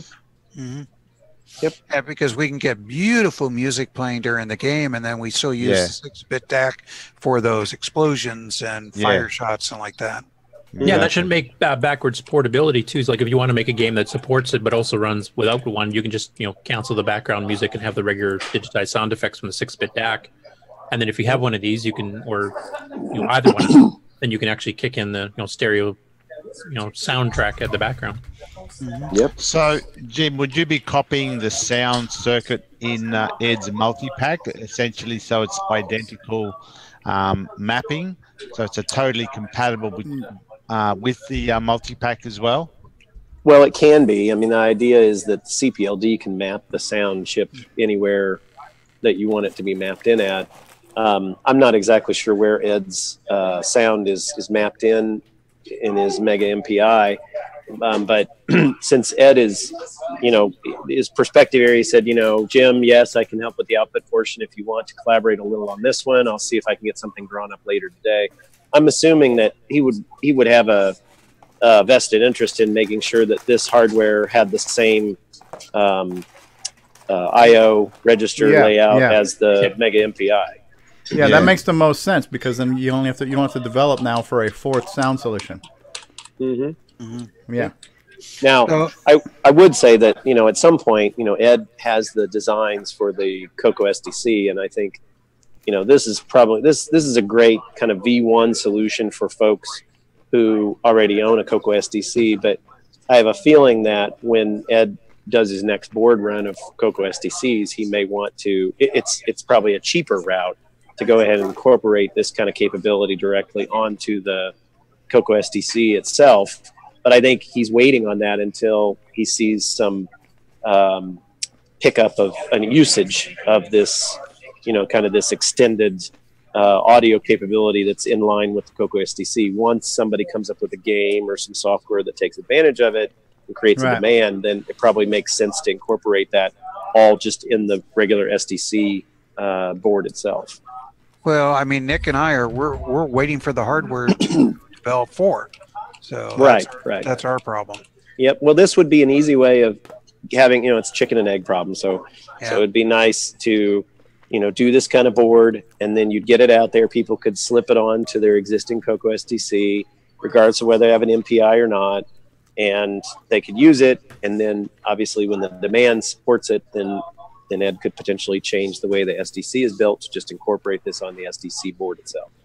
Yeah, I think I've already shared my opinion. If anybody who doesn't agree with putting a sound chip on a CoCo SDC last week, so yeah. Well, I like the fact that this actually gives it both. I mean, if somebody can't afford a full blown version 2 SDC with the sound chip incorporated, this I'm assuming would be a fair bit cheaper, and they don't need a multi-pack or anything else. You just plug it in, so it gives us options.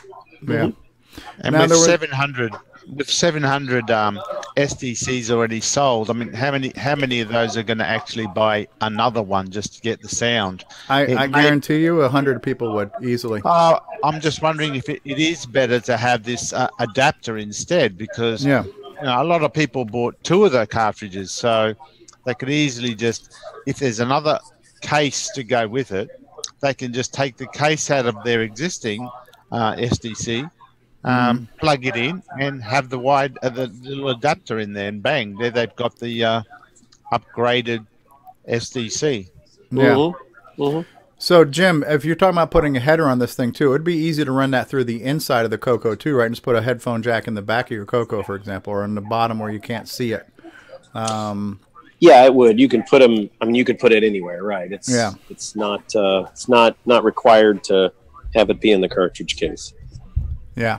No, that's cool. I think it does make the most sense if it became like hardware compatible to Ed's Mega MPI, where it's literally the same chip and the same address lines, where you're writing for any solution. So it would be, you could write for this, you could write for the MPI, you could write for the new SDC 2.0, you know, and they're all hardware compatible. That I think that would solve some of the fragmentation concerns. Mm-hmm. Yep. Totally agree. Yep.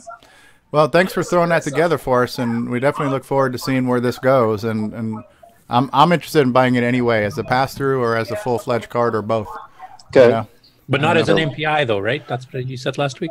Yeah, because I just, you know, the space. I got nothing, and I was listening to that. I go, yeah, you know what? Sometimes I'm an asshole, right? So, sometimes, not all the time. But, yeah, listen, I don't want to poo-poo on Ed's projects. He makes good stuff, and I certainly don't want to do anything to hurt sales, and I doubt I've got that much power. But not to say his product is not a good product. It's just not right for my space needs, you know. But that's the nice thing, is that we've got so many options, you know. And as long as they're compatible, I mean, people like David or myself probably would want the MPI version, because we have other stuff we want to plug in too, rather than just the SDC and sound. Right. But this also gives you, for people that have restricted desk space, like you or even Nick for that matter, that you can do it either way. Yeah. And whether you want to upgrade to a brand new SDC on the Rev 2 version, or if you just want to just slap it in and adapt your existing one for cheaper. Right. Having all three solutions is awesome. Right. So if for example, if I could buy this with just an extended case and use my existing SDC, that's probably going to be cheaper, right? Because I'm not having to pay for the whole SDC all over again, right? So if Ed's going to make a extended all-in-one 3D case that accommodates both cards into one plastic shell, I would want to buy the board and the better case, right? So it's all. That's my preference. Yeah. So I just think it's really neat that this whole collaboration thing just kind of happened, and everything else, you know. So that's the CoCo community. Yeah, and I know somewhere along the line somebody threw out the word where they don't like people saying the word programming gods or whatever. So apparently somebody has said that, and it's annoyed somebody. But I think a better word to use, when it comes with both hardware and software, is we've got a bunch of rock stars, you know, in our community. We got guys who know their stuff, and, you know, are superpowers, you know. I mean, when you know how to develop hardware, or you know how to write, you know, commercial quality software, that's a superpower, you know. And we've got a lot of people in our community with those superpowers, and I'm glad they've chosen to use those powers for good. What you're saying is we have the A team. The A team, yeah, yeah. I love it when a plan comes together, right? So that's cool stuff. Is that a pretty good introduction to it now, Jim, or is there anything else we need to throw out there? No, I think that's fine. I just wanted to. I know there's folks were mentioning today that it was a little bit confusing as to how you would use this unit in conjunction with the CoCo SDC. So right, just wanted to make sure that people understand how the two would work together. And just to ask Jim too, I mean, basically, since this is a pass-through connector, it does you don't even have to have an SDC, do you? If you just had a standard floppy controller, you could plug it into that and still use it, right? Correct. It's, in fact, you could plug it into anything. I mean, it's just you could just plug it in by itself. You could plug it in by itself. That's right. And code directly to it. That's right. Yeah, so somebody just bought a CoCo 2 on eBay or something, or CoCo 3 on eBay, and just bought this little card. I mean, they could literally be running the software that uses the sound chip itself and not even need this. Well, I would highly recommend one, obviously. Yep, indeed. That's neat. Cool. Well, that's just, again, it shows how the community in action. This kind of comes together. Good stuff. So, David Ladd, are you with us now? Are you chiming in? Are you awake? Is this thing on? I've been here. All right. So David, I thought you might be interested in this one if you hadn't already seen this post from Todd Wallace, but it's all about floppies, David. And Todd says that he is working on a tool that will let you read and write to OS9 floppies from RS-DOS. How does that make you feel, David? Oh, it will be.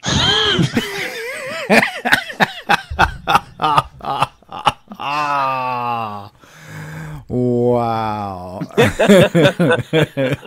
Is that the end of the show? that was almost orgasmic. That's all I ladies and gentlemen, that was creepy David Ladd for a change, right? So Hey, Stevie, I can give you some more if you like. Well, now let's put the Yep, brakes on that's that. the end of the show. Yeah. I believe we beat that one to death. I don't know if you want to go that far. All right. Well, Todd Wallace is working on a project, and I think that's cool. I like to see it. It sounds like this is a CoCo project. Not saying it's a CoCo project, but it looks like it's a CoCo project. So there you go. Good job. Well, I'm definitely glad that Jim and Ed are collaborating on that adapter, because that's probably going to be one of the next most useful add-ons compared to the MPI with the sound chip and serial ports built in. Yeah.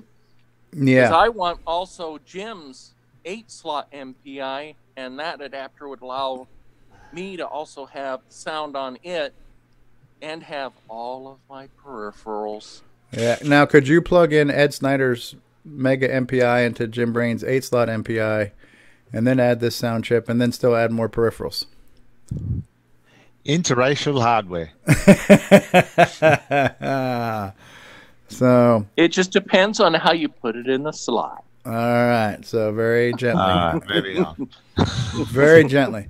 All right. So Todd Wallace, keep up the good work. Let us know how that project is progressing. David Ladd's already got some creepy voice excitement going on for it. So that's good stuff.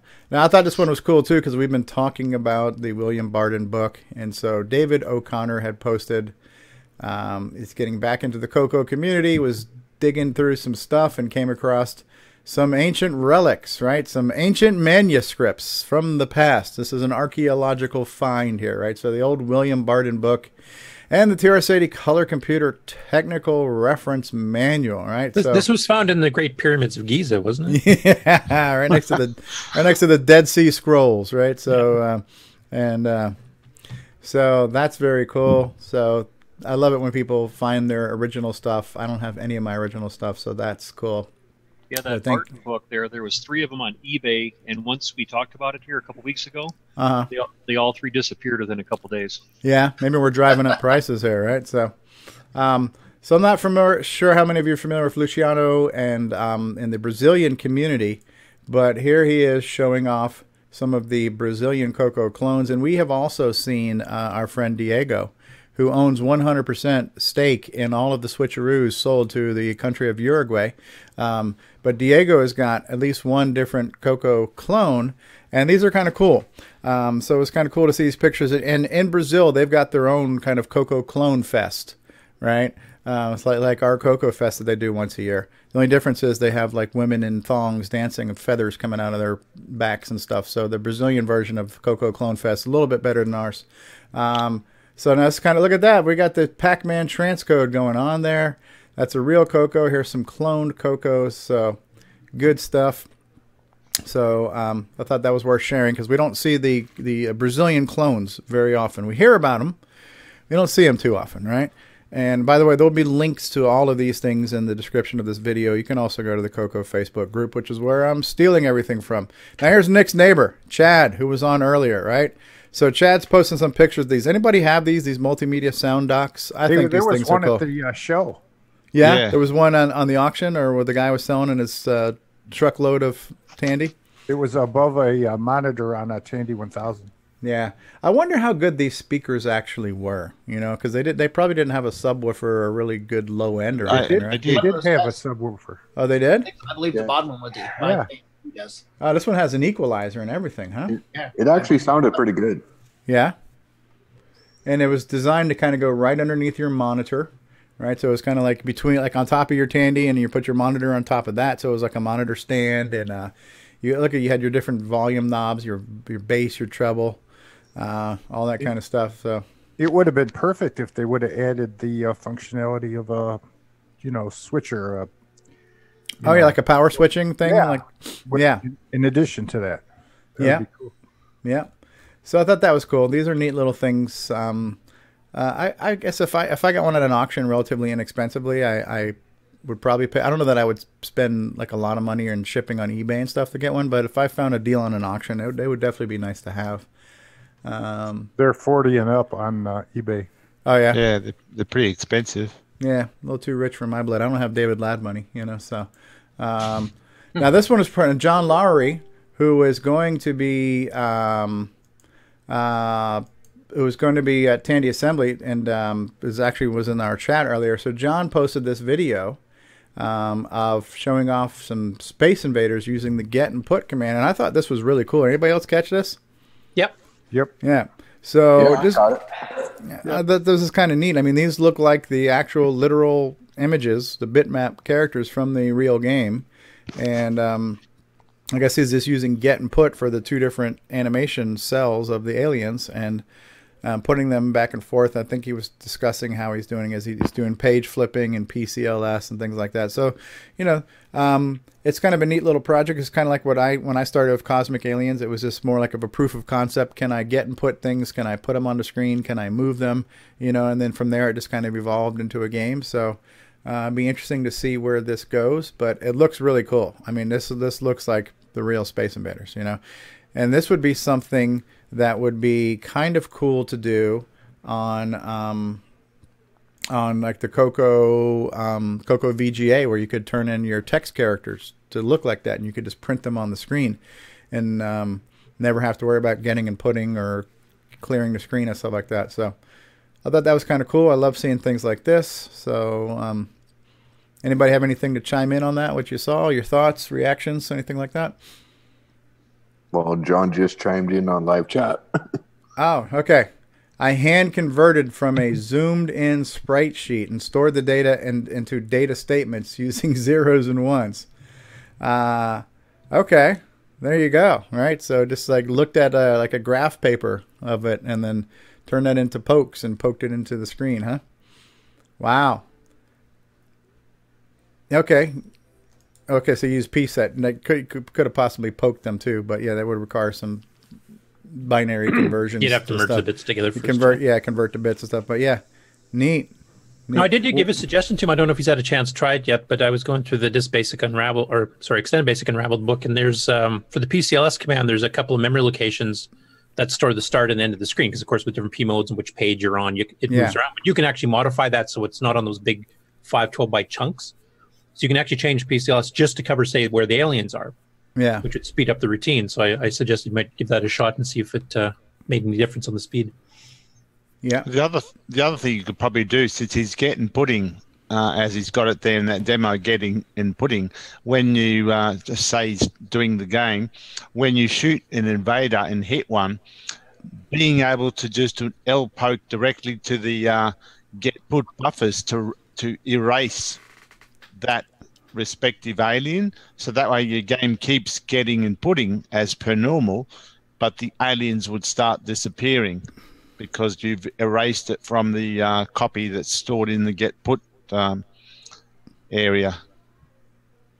Would that work though? Because Space Invaders, you wanted to speed up as the aliens die, so you don't want to. I think right now it's a kind of an animation test. This is great, but if you wanted to turn it to a game, you'd almost need to get and put every individual alien, because he's doing every individual one. I thought he's doing the whole lot in one big chunk there. He is. Right now he is. I think. Yeah, that's what I mean. He's putting the whole thing, but yeah. Well, listen, it's his project, so we'll see where he's going to go with it. But yeah, yeah, there's different ways. There's different ways to do that. So, but I thought that was neat. There's going to be a bunch of stuff here that I'll be showing you guys on people's software projects. Software projects are happening, which I think we're all happy about. Feel free to chime in on these when you see them. Here's a 2-for-1 from Hugo Dufort, our friend in the Montreal, Quebec, one of those places. Yeah, Quebec, yeah. One of those places where it's kind of like Canada, but they don't really speak English or something. So Hugo has been working on this project for a while. Hugo has been showing us pictures of his tiles and his things. So now we're seeing a couple of animation tests. And so here's one where we can see the animation where you have the character walking against the tiled background. And the animation looks pretty smooth, right? This is not just your two frame animation where you got left leg forward, right leg forward. There's some intermediary ones here, so it's got some more fluidish animation. And why does Facebook want to play some random crap for me when video's about ready to end? Yeah, well, screw you, Facebook. So that was kind of neat, and that was the first of two we got from Hugo. So he was showing a few ones. I don't remember which one's newer. or which one's older. But he showed some earlier stuff too, where he was showing all of his tiles and all of his sprites. You remember like the big fish, the big monster fish he had, and how he had these worlds that looked very kind of fantasy inspired, and he created all these screens, and everybody was looking at the graphics saying, man, this looks like an Amiga game. This doesn't look like a CoCo game, you know. So whatever he's doing, he's really pushing those pixels to the limit on kind of set design here. Yeah, and this demo here, he even mentioned like he's got it greatly slowed down. I mean, it's definitely not running at maximum speed or anything, but yeah, I think he slowed it down enough so you could see what the different animation frames look like. The video capture software was really making it jitter, and so it wasn't looking very good. Okay. And so here's another one. This one looks like a little bit faster, and actually looks like this one looks a little jumpy, right? Yeah. But you can see it's very smooth, and obviously he's figured out the clear masking where the sprite is not erasing the background, which is one of the things that Steve was talking about, where you want to mask off the spot behind you. So he's got the masking and probably double buffering, maybe triple buffering, who knows, quadruple buffering, you never know. Can't seem to get enough buffering these days. Our good friend Davy Mitchell, our good friend across the pond, he's just cranking stuff out. He's becoming like Jim Gary Jr. So he's cranking stuff out, and for the MC10 no less. And so this looks like a little program he came up with that's called Llama Racing, right? And so it's on GitHub, and again, these will run on the CoCo 1. These will run on MC10. It's using your semi-graphics modes, and it's almost like I guess you're gonna place your bets, decide who you want to have win, and may the best llama win, right? So I like seeing these things. To me, honestly, and again, it's for whatever reason, Davy Mitchell is the one who made the spark go off in my head. But Jim Gary's been doing this for like 400 years now. But for whatever reason now me seeing these screens, it's really kind of inspiring me to want to make a game like this in this vein. It's a real low res, just kind of fun, this cool little project like this. So I like seeing these screens. They're giving me a lot of food for thought on stuff. Yeah, it kind of reminds me of going back when I originally got the CoCo for about a year. I only had 4K, and this is all the type of stuff I would have written at the time. Yeah.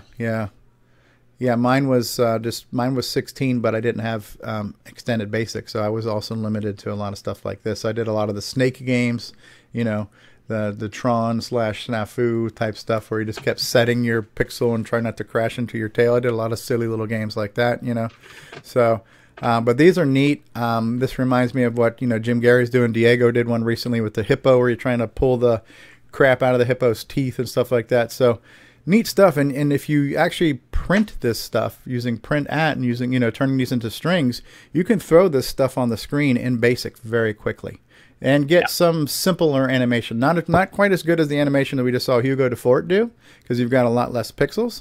And Davy Mitchell's also reminding us this was done in 10 lines of code. So that's pretty impressive right there, right? So one thing I'd like to see is like Alan Huffman had a 4K programming contest a couple of years back, and I know like I entered one of my old games I wrote back in '81, and I think Nick put it in a little Space Invaders, and I'd like to see him actually release all those, because it'd be all along this line too, and it'd be interesting to see what everybody came up with back then.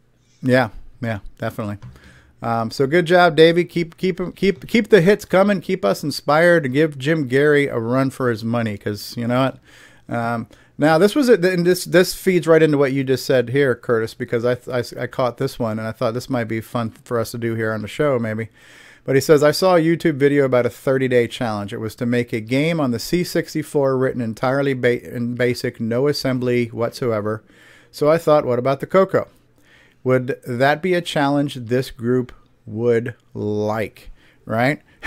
Rob Inman says, no llamas were harmed in the making of that game, right? So so how about the 30-day challenge, even if it's not 4K, but just crank out a game in pure BASIC in 30 days, kind of like our retro challenge, this is basically what retro challenge has been, right? So, but CoCo challenge, right? 30 days to crank out a game, and maybe when I can focus on it, because I want to do my phase 2 of Cosmic Aliens, maybe I'll make that part of that 30-day challenge, where my new text-only edition of Cosmic Aliens will do that. So who else would want to do this? Who would be in on this? I don't know if maybe Ken Reighard might want to do it, because he's coded a few things. I'm not sure who else here on the panel might want to crack open the BASIC and crank something out in 30 days. Anyone? If I had time, I might, but I got too many other projects already. Yeah. You sound like a broken frickin' record, Curtis. We know you don't have time. Yeah. I accept bribes, though, to speed it up.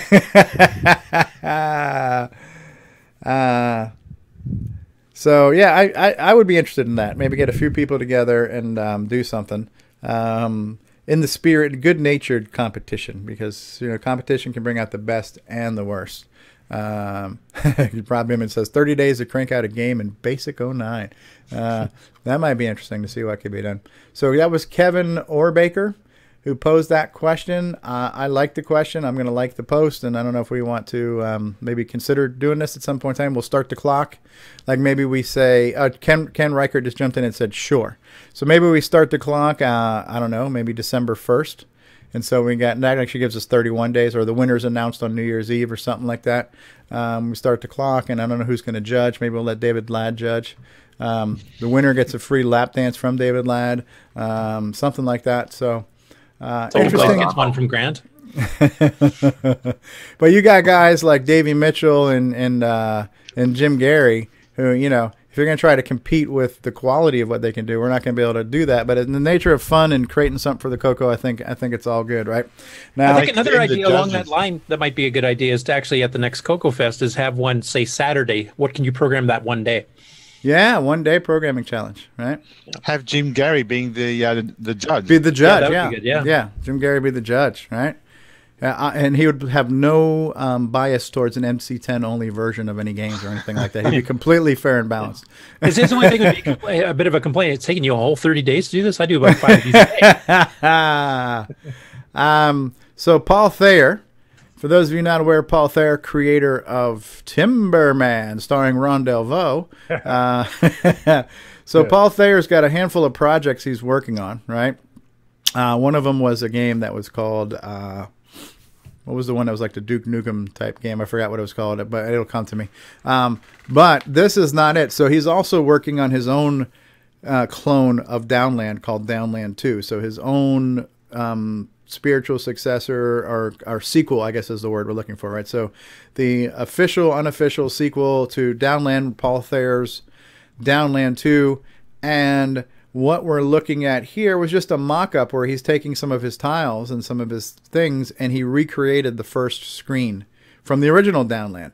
And, the thing about Downland and the thing about that, what was both interesting about that game was how limited it was, how minimal it was. It was almost like a vector game with a couple of sprites thrown in, if you think about it. The caves were literally just drawn with the lines. They weren't painted in or anything like that. So there was a lot that was open to the imagination.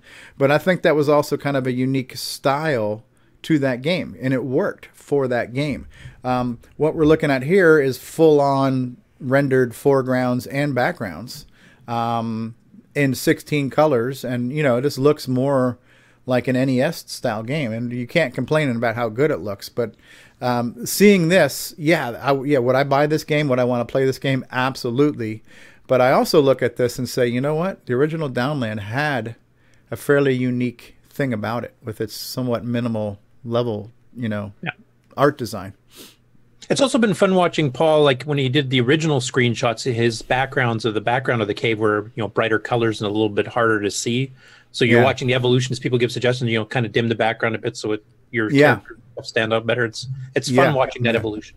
Yeah. Now in the live chat, David Lord said, examining the source of the put routines from Unraveled series surprised me at extra code to make code one size fits all. Okay, David Lord is here. Hello, David Lord. Not to be confused with David Ladd, Lord of the Floppies. We've got David Lord, Ladd of the Floppies. Grant Leedy says, I'm going to go check out the auction. Okay, Grant, thanks for being here. Somebody slap Grant in the back of the head when you get a chance. So now this is cool. This looks really neat. It had good playability if you had good joysticks that you could get the corners on. If not, a lot of swearing and raging would come forth from me anyways. Now here's one with an alternate color palette where instead of it being kind of the teal colors, Here's some tan colors. And I think you got a lot of options here. You could do like a brighter gray for the foreground and a darker gray for the background. You know, you could mix and match these things. Maybe even have it, I don't know how many shades of every color you have, but you maybe even have like a lighting effect where if you're in the room too long, the palette's kind of dimmed down and it gets darker and it's kind of harder to see. There are some things you could do with this. Yeah, Rescue and Fractalist does that if you last long enough, because basically you're going through a 20-minute cycle of day and night, and you'll watch like the sky gradually dim out, and then the mountains dim out, and then you can't see a darn thing. Well, the other thing is I suggested too was, you know, have different colors to represent different sections of the cave. It makes it more visually pleasing and also gives you a little bit more variety. Yeah. And you could theme them too, like you could have, say, an underwater part of the cave that's all blues or whatever else. Yeah. If you're getting closer to a lava level, use some reds and oranges, and blues and grays and teals and browns. So and so you could even reuse certain maps, but just by changing the colors, it would give you the sense of being in a different area. Exactly, Stevie. And when I was in things like Carlsbad Caverns and a lot of the other stuff that I explored in my youth, loved going spelunking. But, the caves were all different colors. It was all paint on the minerals. Yeah, and here you can see the acid drops falling. Those pain in the ass acid drops that would just fall out of nowhere. Is it water or is it acid? I don't know. Whatever it is, it touches me and I die. All right, so acid drops falling from the freaking things. But yeah, this is a really nice mock-up that he's made here. So, you know, I like his boulder. Yeah. Really yeah. So good job there, Paulie T. And so Neil's at Tandy Assembly now, but Neil was posting a blowout of cartridges. So we've been talking about cartridges, and I'll just go on record to say I'm a fan of cartridges and I support cartridges, even though a few people in here maybe aren't so crazy about cartridges. However, Neil Blanchard was showing off that he's got some, right? So he still had a few. I'm not sure what he's got left now, but he had some bomb threats. He had some floodits. And he was making those available on Facebook at this point, and they're probably at Tandy Assembly, and hopefully he'll sell out. But yeah, I like the idea. Whether or not anybody else does, I like the idea. Number one is that I like to collect it. Number two, I just like to support somebody who's making stuff. So I'll continue to support the cartridge idea. I think it's cool, and I look forward to more cartridges. So that's cool. I think the challenge becomes. Neil has these things for sale, but I don't know how often he publishes them. And I know they mention them on the podcast from time to time, but I'm not sure people remember that, hey, these cartridges are out there. So you got to kind of remind people sometimes. So at least he's doing that, you know? Plus, as you get new people in the community, I mean, if they haven't had a chance to go back and back episodes, they may not know about it for quite a while. Yeah. It's a great package, brand new cartridge, shrink rack case, the whole 9 yards. It's as good as how Tandy did it back in the day. Well, speaking of somebody that used to do it back in the day of Tandy, I kind of get, when it comes to cartridges, I got the feeling, been there, done that. Yeah. Well, I think we talked about this, but I don't know if we showed it off. But Paul Shoemaker was basically saying, listen, I'm working on my Wizardy clone, and it's called Sorcery, and I guess it's a hybrid of both basic and assembly, because he's using assembly for the font routine and stuff. His characters look really good here, as you can see here. No artifacting. Oh, there's the sound of the floppy. David, getting excited? Let's hear creepy David Ladd go, oh yeah.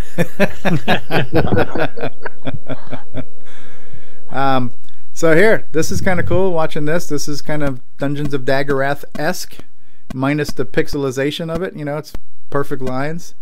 But just kind of showing how he can render different. The fonts came out pretty quick, right? So I think this is hybrid assembly basic, mostly basic with some assembly speed ups. And Wizardry was one of the two main RPG role playing game genres back in the early 80s, along with Ultima and the Ultima series, that style, and then Wizardry was the other main style, and they were kind of competing with each other. So they're fairly different. Yeah. So this looks really good. I know it's probably still just like kind of a demo / proof of concept, kind of FYI. This is what I'm working on. But it looks neat. It shows a lot of promise. And I guess as you were scrolling through here from time to time, a bad guy would pop up on the screen, right? And then you would have to deal with it, get into combat mode, and decide, do you want to fight, run, attack? You've got the knockdown there on this. Oh, for the F of finishes F and A. I just got Fortnite. All right. So Now, a couple of posts from Chet Simpson, and let's do these in the other order. Let's talk about old before we talk about new. You talked about this, I think, last week, right? So, Chet Simpson had mentioned, hey, by the way, there is a level editor, right? And I'm not sure anybody knows how to get to this level editor, but it exists. And there's a certain key sequence you have to do to get into it, but he never documented it, so he's kind of challenging people to figure it out. I'm going to start by saying maybe type out the name Chet. Maybe. So he's showing off some of the levels. Chet S, right? So showing off the fact that we can get into a level editor. And then I think a little bit further downer, he showed off a little video just kind of showing off some of the screens. So I think this kind of cycles through the screens. Now, what was the time? Okay, 1991. Did this come out before the Gold Runner? Yes. Okay, so this was like about 6 years before, if I remember. And I mean, but this, for all intents and purposes, this is a spitting image, or actually a better looking version of Lode Runner than the original Lode Runner, just because of the color and everything else. And so here we can see all the different levels. Here you see him moving his cursor around and placing blocks, right? The original Lode Runner was severely limited by the Apple II's color set. So yeah. So so that is in there, and it is much like those other ancient manuscripts that needed to be unearthed. There is going to be a way to figure that out. So you might want to check that out. So that's one of the posts that Chet had thrown out there this week. And then another one is kind of a discussion from Chet, where he basically says, so Chet's been showing off, he's got a game he's working on. He showed off some animation demos of Super Sack Race, and if you missed it, well, we're not going to, no spoilers here. You're just going to have to find that video and watch it for yourself. But let's just say there's a sack, and it's super, and it races. However, he now has basically said, look, and I've come to this conclusion where my game is now going to require a 6309, 2 megabytes of RAM, and a sound chip. These are not options. These are mandatories. And he's basically said, it is time for the CoCo to grow up, right? Well, I'm going to make a game that's going to take advantage of the best of the best of the best of what's out there. I'm not asking for your permission. I'm letting you know this is what it's going to be. And so he just kind of got into it and kind of, I guess, gets into some of his reasons why he wanted to do it. But it really opened up a lot of discussion.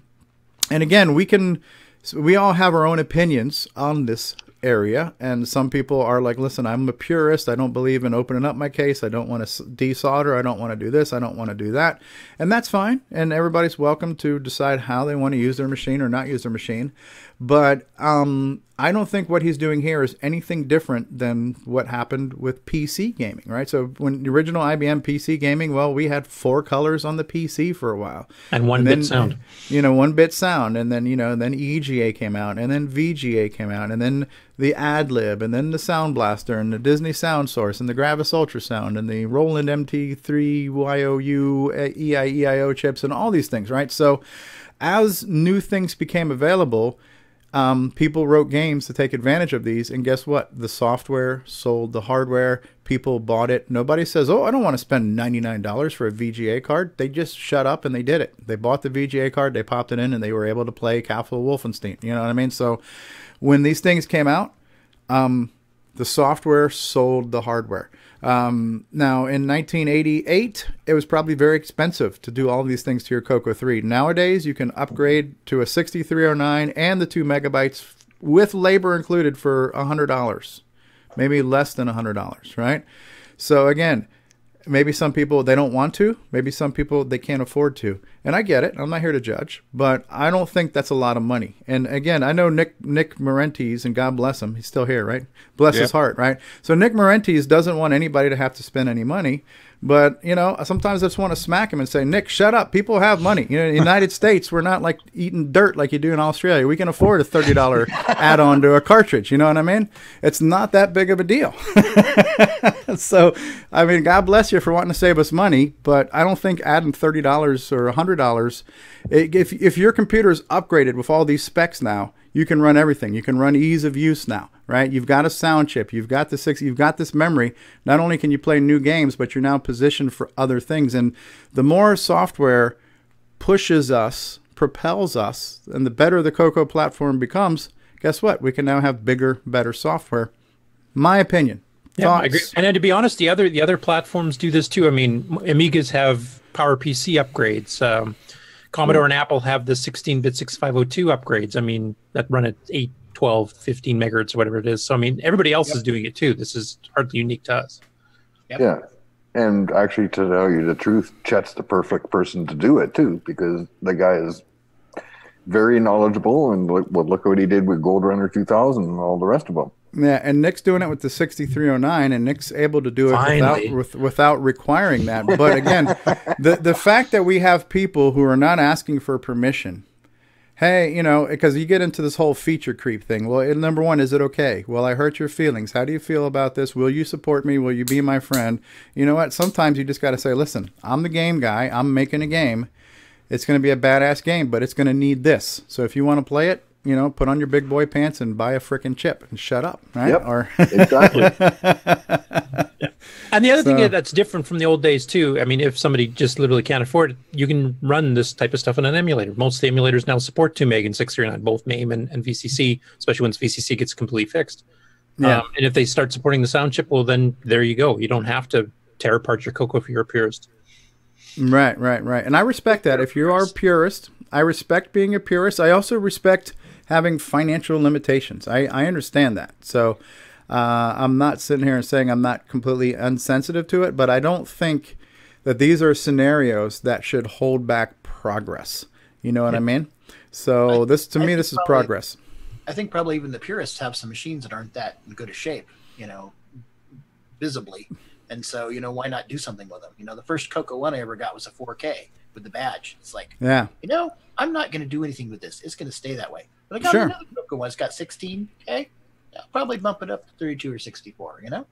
Yeah. If you still have your original, keep that because it's nostalgic. Yeah. It's a member of the family. But go on eBay and buy yourself, you know. And it depends what your purpose is. I mean, some people get the old CoCos and stuff for collecting purposes only, and others get them because they want to use it. I'm more in the use it category. I don't collect them for, like, I don't care if my case is yellowed. I'm not going to retro, but I really don't care. I like both. You know, I have some that I'm going to collect and some that I'm going to mess with, you know? Yeah. Craig Madsen says, we're eating dirt for breakfast right now. It must be breakfast time in Australia.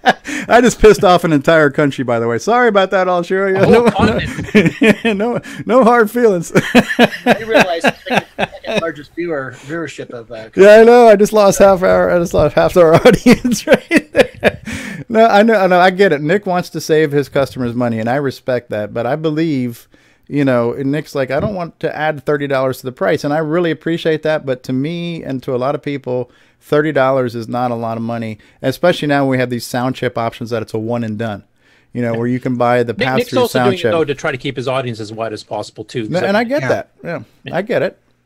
But I like pushing limits and pushing the envelope. But it's also the chicken and egg thing. If nobody's going to write to support this new hardware, then who's going to buy it? Yeah. And so, you know, at some point in time, we got to start blazing trails. All right? Face it, Stevie, you like to push buttons.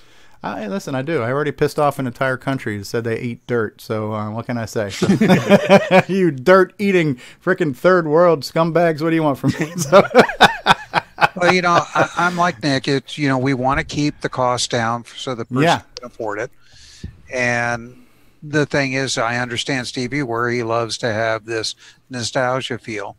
But there is one problem with doing cartridges. It does limit the size of the program.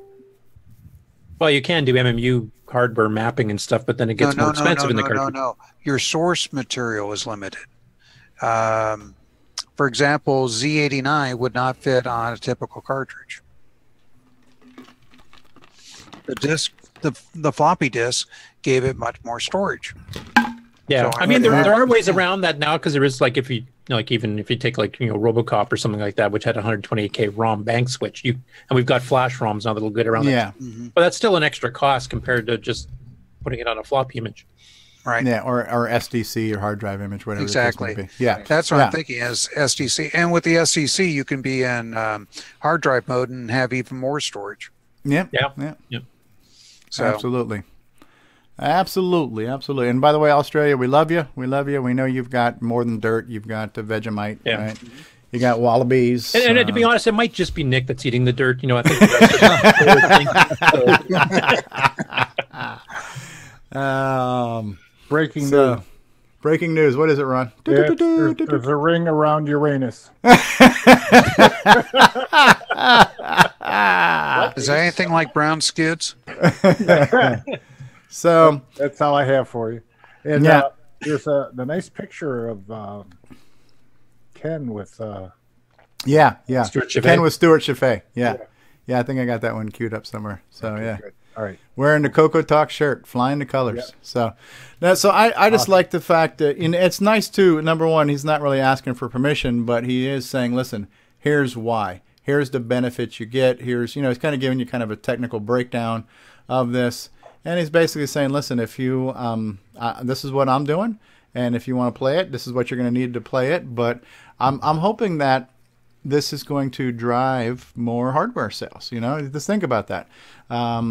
If we have games that support sound chips, guess what? People will buy more sound chips, and it's going to support the software is going to help support the hardware market, and vice versa. Somebody comes up with a new sound solution like the Jim Brain, Ed Snyder collaboration here. Well, that's going to fuel people wanting to write for. For those of you who are on the fence, saying, "Listen, I want to write for a sound chip, but I'm not sure where this is going to go," and now we have a more compelling alternative on a way to do that. Hey, there you go. So, and to be honest, we went through this in the CoCo 1.2 to CoCo 3 transition, because I remember back then a lot of people were going, I don't know if I want to write a CoCo 3 specific game because the market's that much smaller.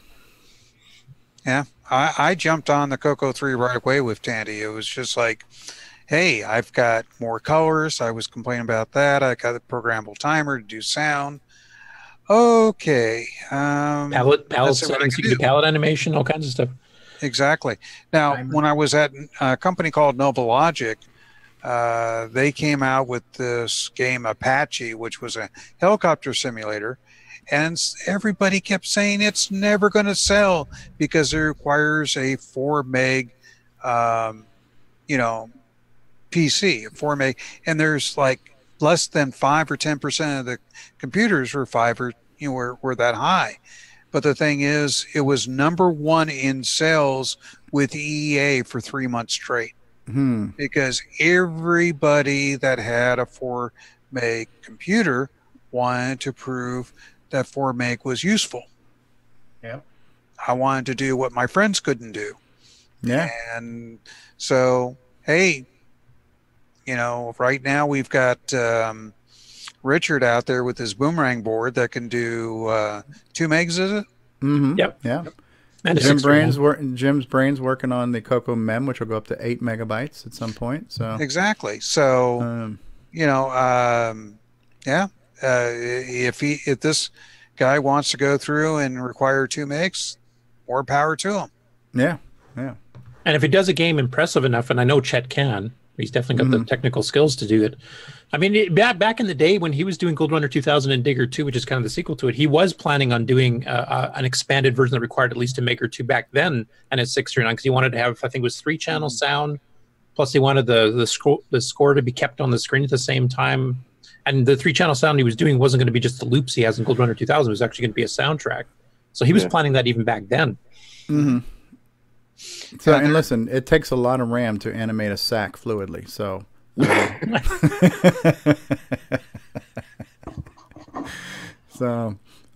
plus to make it sound legit. But yeah.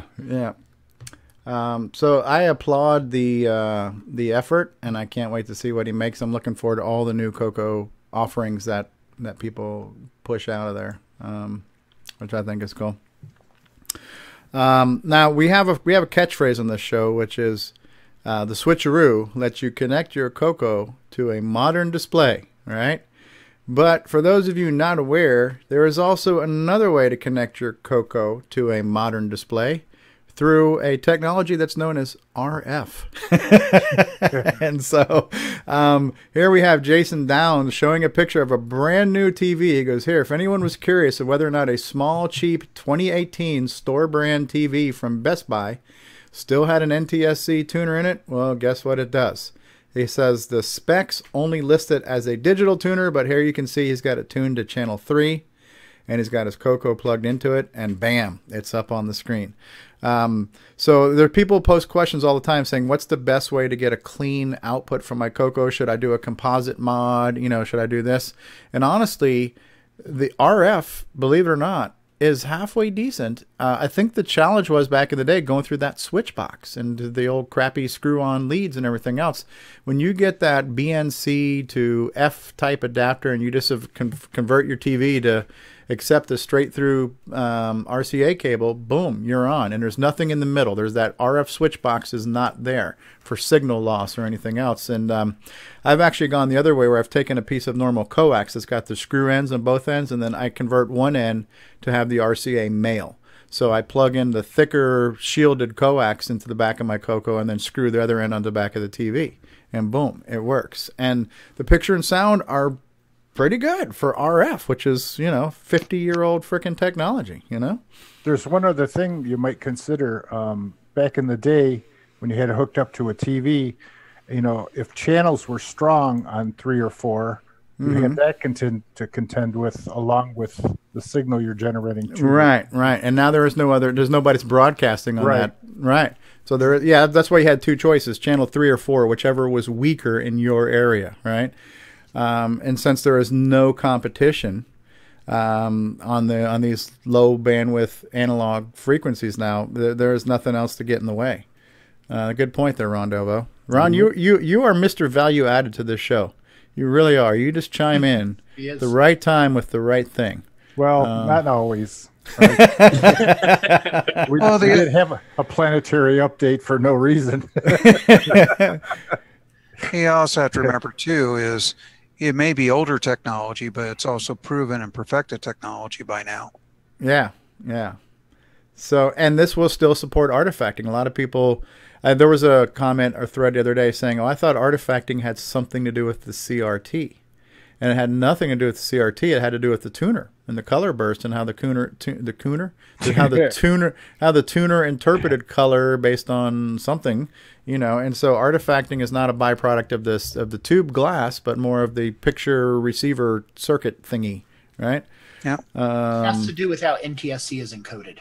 Right. There you go. And just gain the pattern. I remember Johnny Carson. He would come out wearing his fancy 70s suits, and he was all rainbow color because he had those stripes on there. Yeah. And that was artifacting. I think some of Curtis's Canadian green starting to affect me now because I'm hallucinating and I'm seeing rainbow sheep show up on the screen here. Yeah, so we're getting a lot of people following us right now. So you got my care package from Canada. Yeah, there we go. So Ken Reighard says there is no other way besides the switcheroo. That sounds like some biased things there. All right, so what I'm going to do right now, because it almost feels like we're getting spammed, is I'm going to turn off that live subscriber notifications. But thank you. If you're continuing to follow, I just want to say... thank you. Yes, you're too kind, and thank you. All right, so if you're following us, that's fine, but now it's starting to be a little distracting from this very important discussion about RF technology here.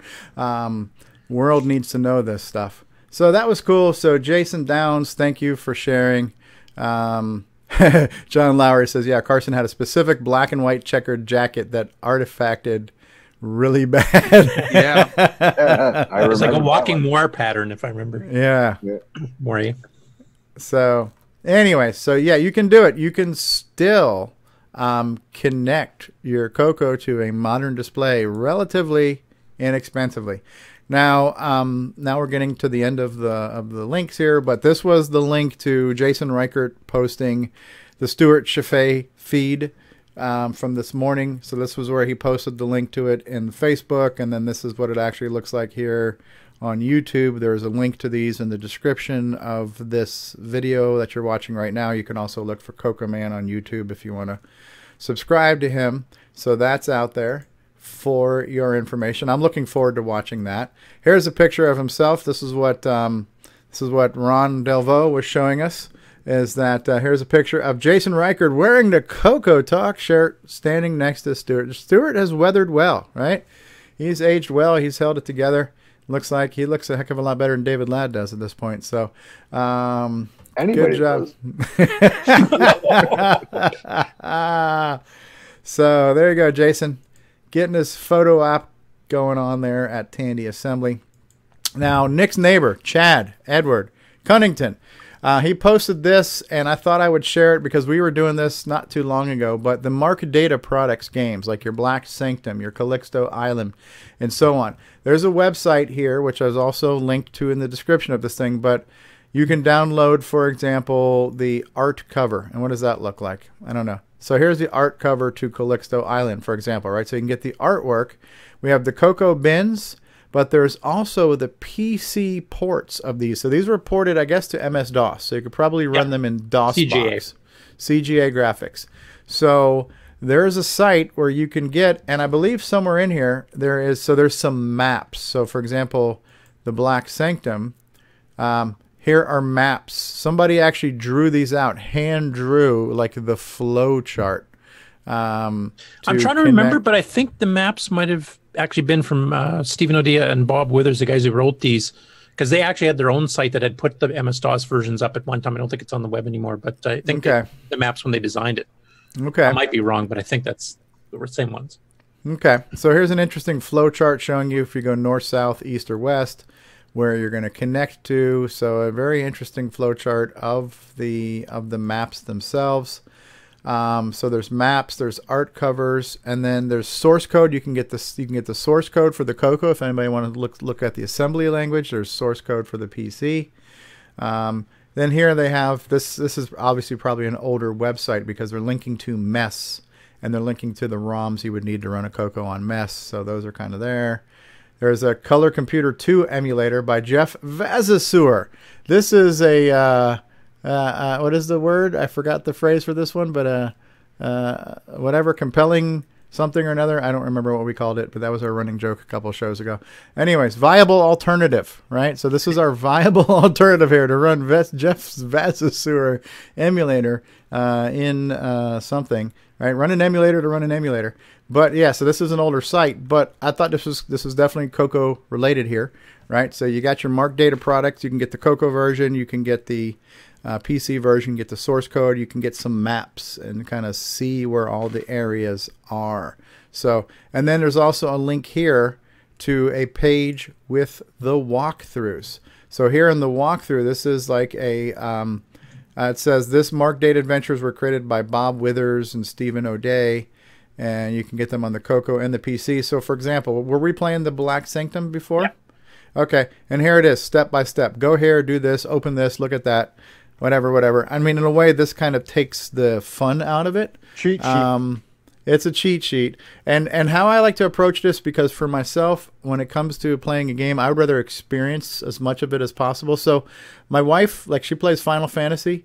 She literally plays the game with the book in her lap. She can't, like, just play the game. She's really following a book, and the game happens to be part of the book. You know, for me, I'd rather play the game, and then if I get stuck, and I'm literally stuck, then I'll just look for just what I need to get unstuck and go on. Because to me, the surprise, you know, you don't want the spoilers. Exploration's the fun. You know what I mean? So yeah, the journey. So you know, for me, I would rather play the game and then use the walkthrough as needed. But to each their own. Sometimes, like if you just want to make a video to document the whole thing, this might be the way to go. Say, listen, I want to make a video and show everybody the whole game. And so this is the whole game from start to finish, and so you get that playthrough. That might be a way to do it. But if you want that experience, you know, again, your mileage may vary. So that link is out there too, which I just thought was kind of cool. Thank you, Chad, for sharing that with us. And then we kind of don't need to watch this at this point, but I had this as a backup plan. But Paul Fiscarelli on Long Branch Never has posted a handful of videos from Tandy Assembly. So I think maybe we'll play Simon's video, right? So somewhere in here, he's got Stuart Chifiet. Here is the Simon Jonason demo. So since Simon's not on the show, okay, welcome to Tandy Assembly. How about we take a look at Simon's video? This is a minute 25. I think we can handle this. Here we are with Simon Jonason's demo of music playing in the background while loading data off of a disk. Ooh. So we've got a physical disk in the drive. Go ahead and power up. Put the disk in.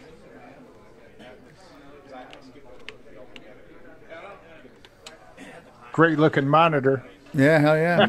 Magnavox. Since I have one. Yep. Same one I got too. I know. I'm surprised that thing is still alive, Curtis. You got a typo there, Polly. Okay. He's trying to type with one hand while he's holding his phone there. So now we're going to see Simon's demo of playing music while loading graphics. There it goes. That's pretty fast. Off a physical floppy. With halt. A fast load is working pretty nice. Yeah. When it turns blue, it's done. On the edges. Ah, look at that. Now he's screwing up the screen. I don't know how he does that. It's madman techniques there. How do you screw up the border like that? Simon. I did testing for him. How do you do that? How do you screw up the border like that? How do you make the border all spazzy, but you don't mess up the actual picture? We need to get him on here. Yeah. Anybody else here? Something to do with mixing modes or something? Yeah, it's mixing modes and changing screen addresses, I think. Yeah, it could be something like Dragonfire does where you're getting both sets of palettes on the same scan line. You just change it when the border color is on. Neat stuff. So, hey, this has been the Tandy Assembly episode. I think we've definitely covered a lot of Tandy Assembly crap for sure. So, what else have we not talked about at this point, boys and girls? At 2.5 hours in. Well, in the beginning, we were commenting about having Willie on and how that was kind of nice. What about some of the vendors that we have, or not vendors, but people making stuff like Ed's example, to bring Ed on and kind of have him give a little tutorial of who he is and his background. Maybe we want to do something like that. I don't know. We have not. I mean, I've officially and unofficially invited Ed on a million times. Ed's looking for cash. Yeah. Ed's got so much money off the CoCo SDC. Right? So now, I don't know. I don't know if Ed is a kind of public. Well, it's weird because he makes his own videos, right? So he'll make a video showing off his own stuff, but he hasn't come on the CoCo crew. He's been on here once, so he's invited. I haven't really pushed him, but I think he knows he's welcome, and hopefully one day he will. Yeah, I mean, we've got Jim Brain, John Strong, and a bunch of others that have done the whole thing. Like that. Paul Barton's on here. Paul Barton's on here. Yeah, he'd be glad to talk to you about stuff. He's got a 96 gigabyte memory upgrade he's working on right now. So he's going to give Chet Simpson more RAM than he can throw balls at.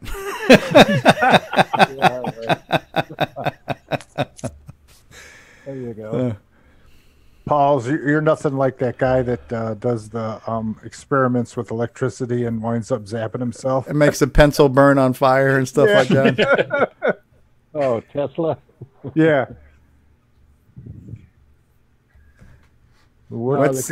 John Laury says, I use a Mac to emulate a Windows machine with Wine to run VCC to emulate Sockmaster's Arcade Donkey Kong emulator. Talk about nesting emulators, right? That sounds like a viable alternative right there. So it's actually what I do. Yeah. I'm running VCC under Wine on the Mac. Yeah. That's the job. I'm running VCC under Wine on Linux. Yeah. Well, I think Nick Marotta pointed this out earlier. Listen, as far as I'm concerned, everybody's welcome. And literally it is. Anybody and everybody's allowed to be on the show. I would like for more people, like Ron has been doing. Ron has got a lot of people on here. If people know people or want to ask people, hey, would you like to be on the show? I mean, honestly, it's an open invitation to be here. I think Ed Snyder's a great example. I think we would all love to spend a day with Ed, get inside the head of Ed, right? And learn from him. So, yeah, Ron Delvaux seems to have that magic touch. So maybe we'll get Ron to work on that. So that's a great suggestion. Talk him up. But so if people out there watching the show know somebody, and we've done this too, where we had, when Jim Brain was at the Commodore Expo, we had somebody who came on who runs a Commodore Facebook group, but they just kind of jumped on that night. We were live, and we got some insider info from people who are a little bit more in tune with that community. I would welcome that. Like every now and then we have some of my friends from the Florida Retro Club come on, and these guys know more about Apples and Commodores and stuff, and so we get some of that infusion. I mean, to me, CoCoTALK, even though CoCo is the name, we talk about a lot of stuff. I would welcome others, like we talked about the Vectrix ad nauseum last week. I would be happy to dedicate episodes to talking about other things, and then we could do a retro talk if we had to make it all about the Atari or whatever the case may be. I welcome and invite all of that, but I don't know all the people, and I'm not a pushy person, so I would just basically, I'm kind of passive aggressive and just say, hey, listen, you're welcome and love to have you on, and I leave it at that. And if people maybe they will, maybe they won't, but if other people want to invite folks or recommend folks to join us, love to have them. Other than Ed Snyder, who else would be on our wish list of people we'd love to hear from or hear about? Goodman. Marty Goodman? Yeah. Sure. I don't know who's got an in with him. I think Tim Lindner, and then maybe Steve Bjork to an extent. Yeah. I don't know. I mean, it's I throw stuff out all the time. I've invited the guys from the Trash Talkers on before, and I said, if you guys ever want to come on and to talk about what you're doing on your show, you can come on. Yeah, but I think too, when people are doing their own thing, it's hard to do other things too. So if people are already running a show, maybe they don't have time to do another show. Maybe we know we've made it when people are asking to come on. Yeah, that would be interesting. That'd be a good problem to have. Who do we have to say no to this week? I'm sure we have to schedule it for next month here because our next yeah. That's what I told Willie. I said, Willie, I'm going to try and get you in. It's going to be tough. We're going to slide you in there. We're going to put you on right after Stuart Chifiet. Yeah. I got to check with Steve, the big guy. Yeah. Who else, Brian, besides Ed Snyder? Who else would you like to say? I don't know. That was the first name that kind of popped in my head. Yeah. So some of the old software authors like Ken Kalish and stuff, I wouldn't mind trying to get in contact with him again and bring him on, that kind of thing.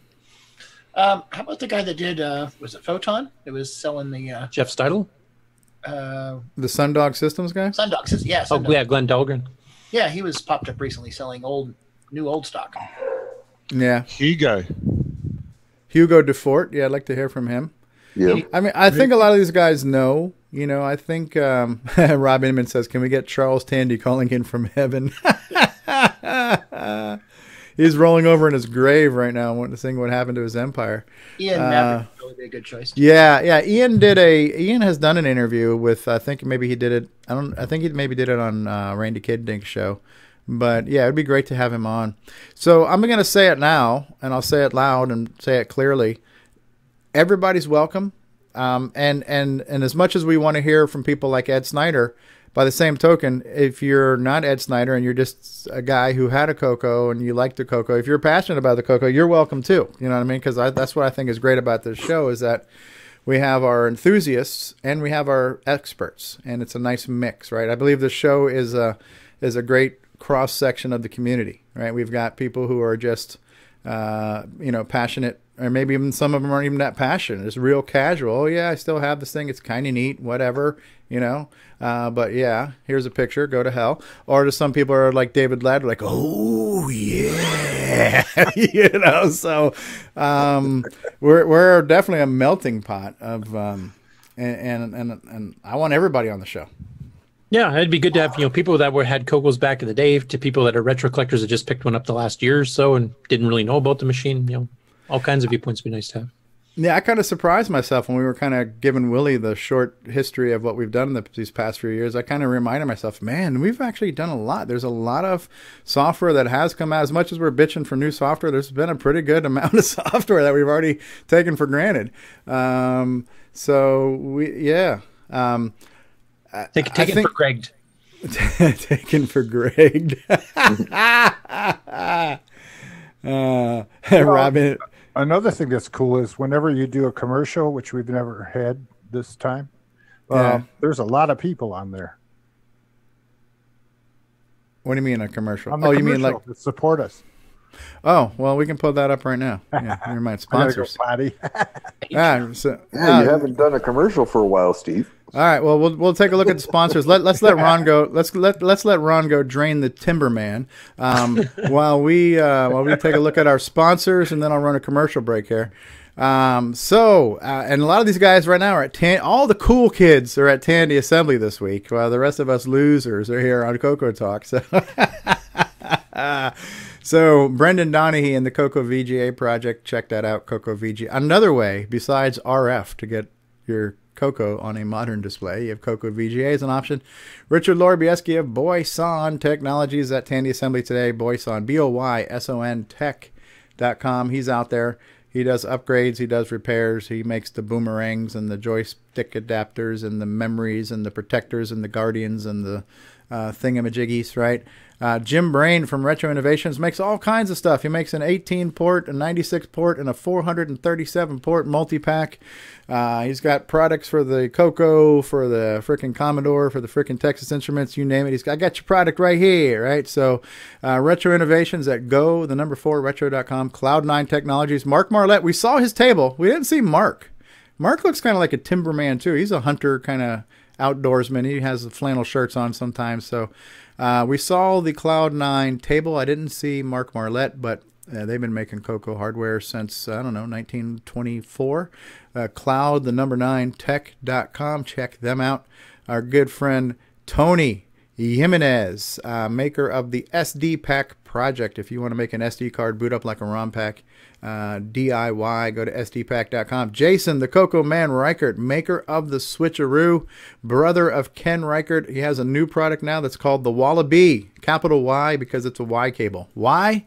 Because you need more RGB, right? And so you can connect two RGB thingies to your CoCo 3. You can get your switch-a-roo and your CM8 and whoever the hell else you want to plug into that son of a bitch.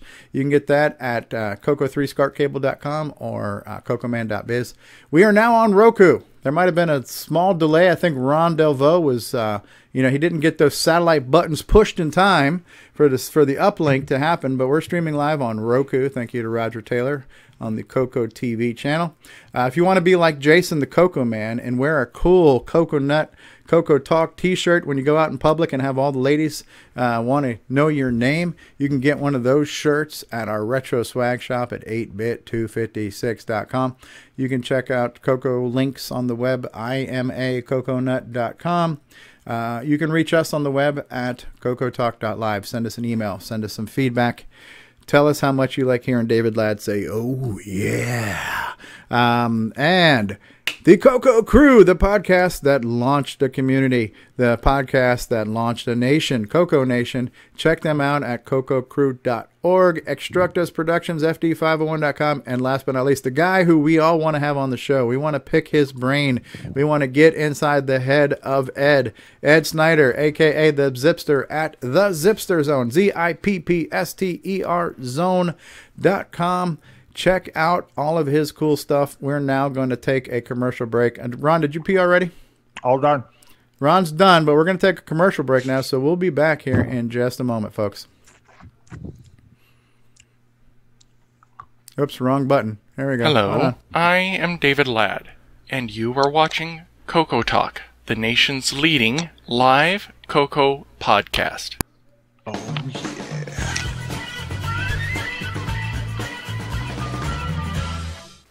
What's going on, everybody? Original Gamer Stevie Stroh here, and if you're a fan of vintage computing and retro gaming, then you're going to love our retro swag shop at 8bit256.com. There you will find custom designs by Instagram artist Joel M. Adams. You can get I'm a Coconut, CoCoTALK, and other cool video game images on a t-shirt, coffee mug, or mouse pad. So if you love retro, then head on over to the retro swag shop at 8bit256.com today. Tell them the Original Gamer Stevie Stroh sent you. At Gsoft, we make games for the TRS-80 color computer, TRS-80 MC10, and Dragon computers. Our basic games cover the range of genres from arcade, to text adventures, to simulations, to 3D dungeon crawls. This is our latest puzzle game from Japan, Fruit Panic.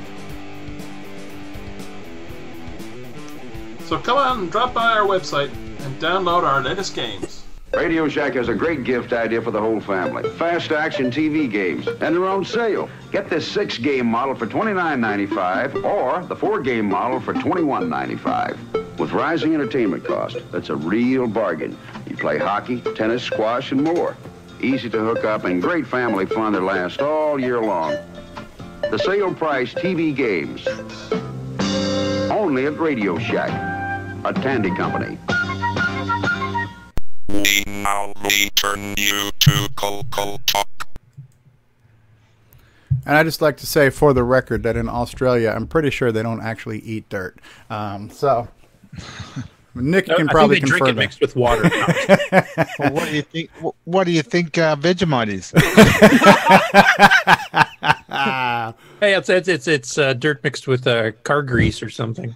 It's just wet dirt. Wet dirt and mud, Australian mud, right? So, Curtis, do you have a stupid Nitrous 9 trick for us today? Yes, I do. A pretty minor one, but.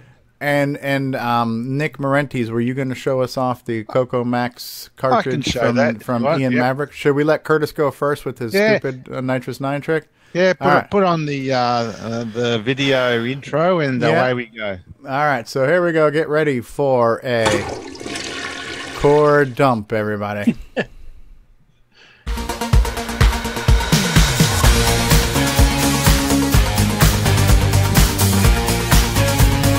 It's time for Stupid Nitrous 9 Tricks with L. Curtis Boyle.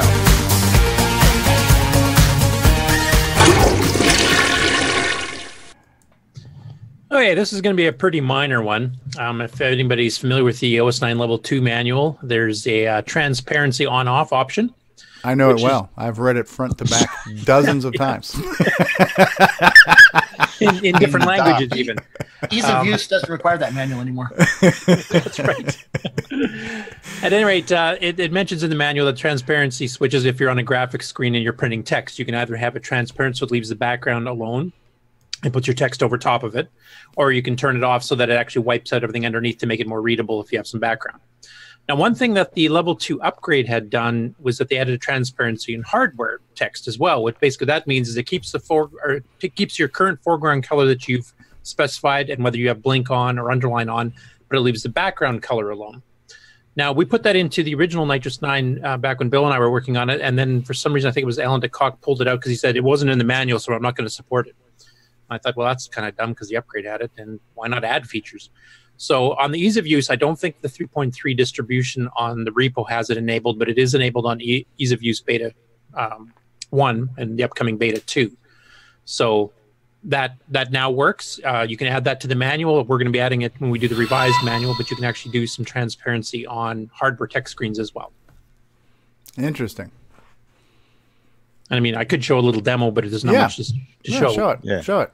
Yeah, a picture is worth 1,000 words. Okay. And the OS9 manual is at least 1,000 pages. So,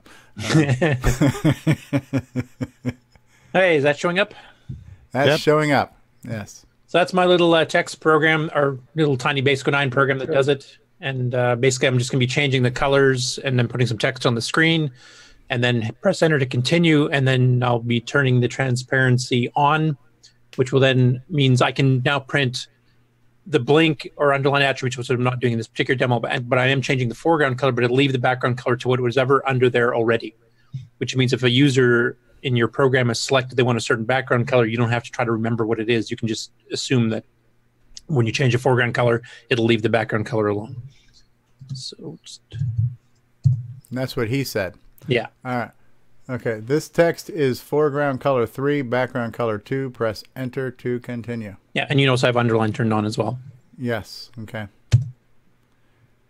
Now, this is foreground color 2 with transparency. So whatever the background color was is still there. Yeah, the red is still there, but I did change the underline attribute to be off, and I changed the foreground color to 2, which is black in this case.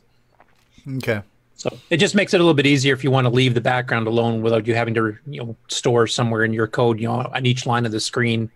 This one had a red background, this one had a blue background, and you have to redo it all again. You just can say turn transparency on, and it'll leave it on for you. Excellent. And that's it. Quick That's and dirty it. one today. Yay. That was a quick one. Yeah. Far out. That's what she said, Wow. yes. Yeah, I was going to say, Stevie likes quick ones. Mm-hmm. Oh, yeah, David. My segment has been ruined. Only if it gets stroked the right way. Oh, for the love of Oh, my Pete. God. All right. Where's that mute button? All right. So now Nick Marentes has got something. All right. It's not as exciting as a stupid OS9 trick. But, No, not quite. Yeah. The other day, I think I mentioned last week that I bought one of the Ian Maverick's remakes of the CoCoMax hardware cartridge. And if I turn on my video and hope it works. Hey! I don't see any dirt. I don't see any dirt here. No dirt. No, I swept up. You already ate. That's right. So that's the remake of a CoCoMax cartridge, and that's it on the other side. Nicely, professionally done cartridge. It has the jack for where you plug your standard CoCo mouse or joystick. I wish he'd made it just a little bit shorter, because it's a little bit, compared to a case, a ROM pack case, it's just a little bit long. So I was hoping I'd be able to put it into the case and then just cut out a hole for the thing at the back. That's how the CoCoMax one was. Okay. But the remake's a bit longer and you can't. So I don't use CoCoMax a lot, so I just leave it as is and plug it into that dreaded thing on the right here, multi-pack. I'll plug it in later. So, well, actually, I'll plug it in now if you want to see it. Yeah. And so this is basically a hardware-based high-res joystick interface. Yeah, right? it gives you 8-bit resolution on the mouse as opposed to 6. 6 bits, the standard CoCo resolution, can only access 64 pixels. Which means on back in the CoCo 2 days, the P mode's 4 screens, you couldn't access every dot with precision. Right. Now, so CoCoMax, when it was written, they decided to make this high-res interface, which has an 8-bit analog to digital converter chip. So it's giving you 8-bit resolution, which accesses 256 pixels, which is exactly what a P Mode 4 screen has.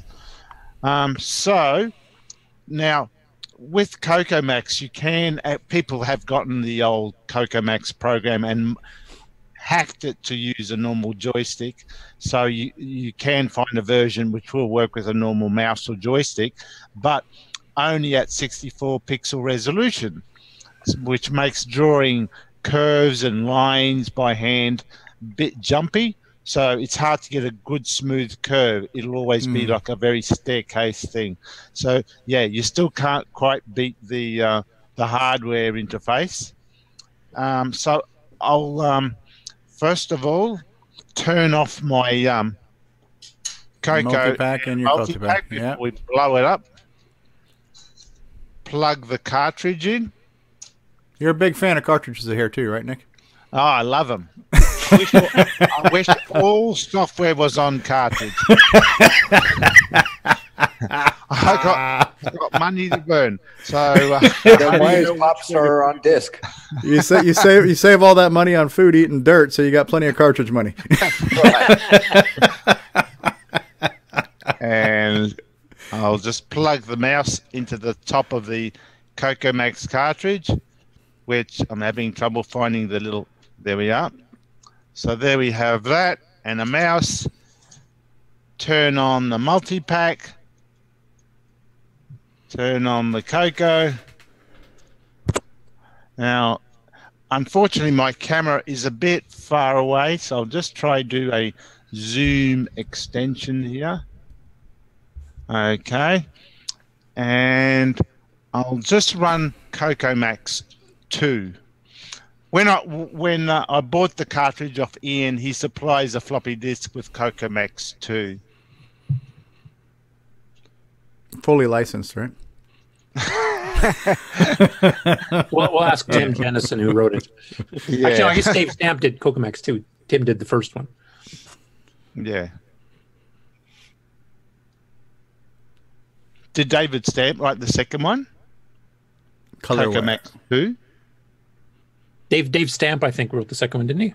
Dave Stamp did the CoCoMax 3. Yeah, I think he did 2 too. And then Tim Jennison, the guy who did the video toaster, did the original CoCoMax and the hardware design of the cartridge, actually. Now, I don't know if you can see it very well. I'll try hand operate the camera to bring it a bit closer.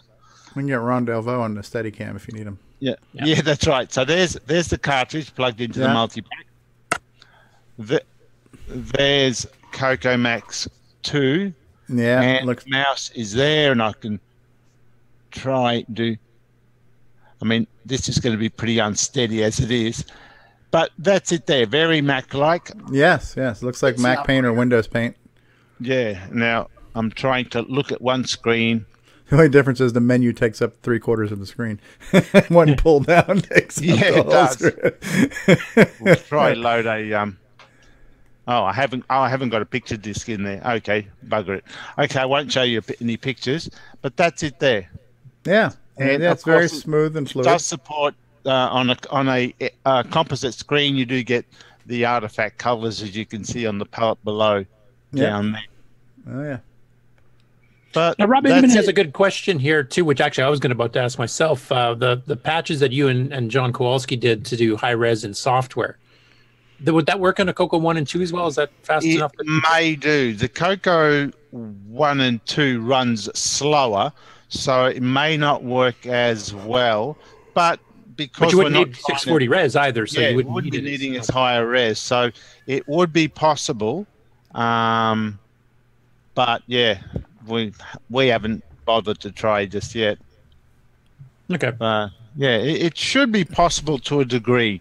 Whether it'll be as smooth, I don't know. But as you say, you don't need to be trying to get 640 resolution, only 256. So you might get away with it.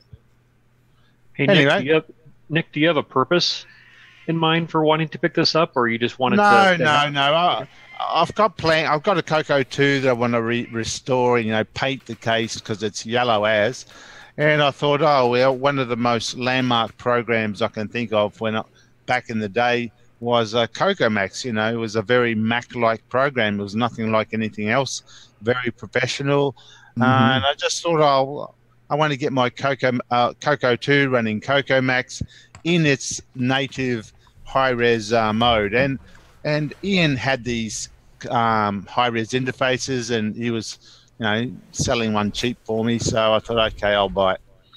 I think it's truly because Nick just loves collecting cartridges. That's another one to have. I was very disappointed it's not in a plastic case. Another $30, so you wanted to spend. That's right. That's right. Might have to sell one of the Ferraris for that. Nick, is it possible to write a program to use that to actually do a game or something for in the future? Yeah, you can talk to it, to the cartridge. Yeah, you could access it, write your own programs to use the high-res interface. Yeah, I don't think anyone else did though. Yeah, just the original CoCoMax and CoCoMax 2, I think, are the only two I know that used it. Yeah, that's it. Actually, one of the third-party ones, was it Eric Gabriel and Greg Miller? They did a Mac Paint. I think they might have had support for the cartridge. I can't remember now. I don't know. Mick Paint. I don't think they did. They didn't? Okay, I couldn't remember because I know they did some patch versions I got off CompuServe back in the day. Right. Yeah, no, I don't know. Yeah, but it's a usual story, whenever a hardware device is an extra, well, not everyone has that extra. So the chicken and egg thing we were saying, software authors are not going to support something that is not widespread enough. Yeah, so, in this particular case, I don't think it really mattered, though, because the whole point of CoCoMax was that you got this with it when you bought the program. It was a package. You got the high-res interface and the program, but this was almost like copy protection for the software, right? Because it wouldn't run without it. Yeah. Well, it was that. If you got CoCoMax 2, then you already had the cartridge from the first one. Then you didn't have to rebuy it either. You just got this new piece of software that also used it. Yeah. Well, the other thing is, too, though, Max is the files it makes, right? And other software supports viewing those. Such as... there are other programs, but they don't let you edit the pictures though. No. That's where you need the high-res interface. The only graphics program I ever used was the original Graphicom. Anybody remember that one? Yeah. That was kind of neat. I don't remember what its interface was like. I just remember having fun with it. It had two joysticks required because you had one that moved a little 64 by 64 box, and then your other joystick was within the 64 by 64. It was the way to get around the resolution thing. Okay.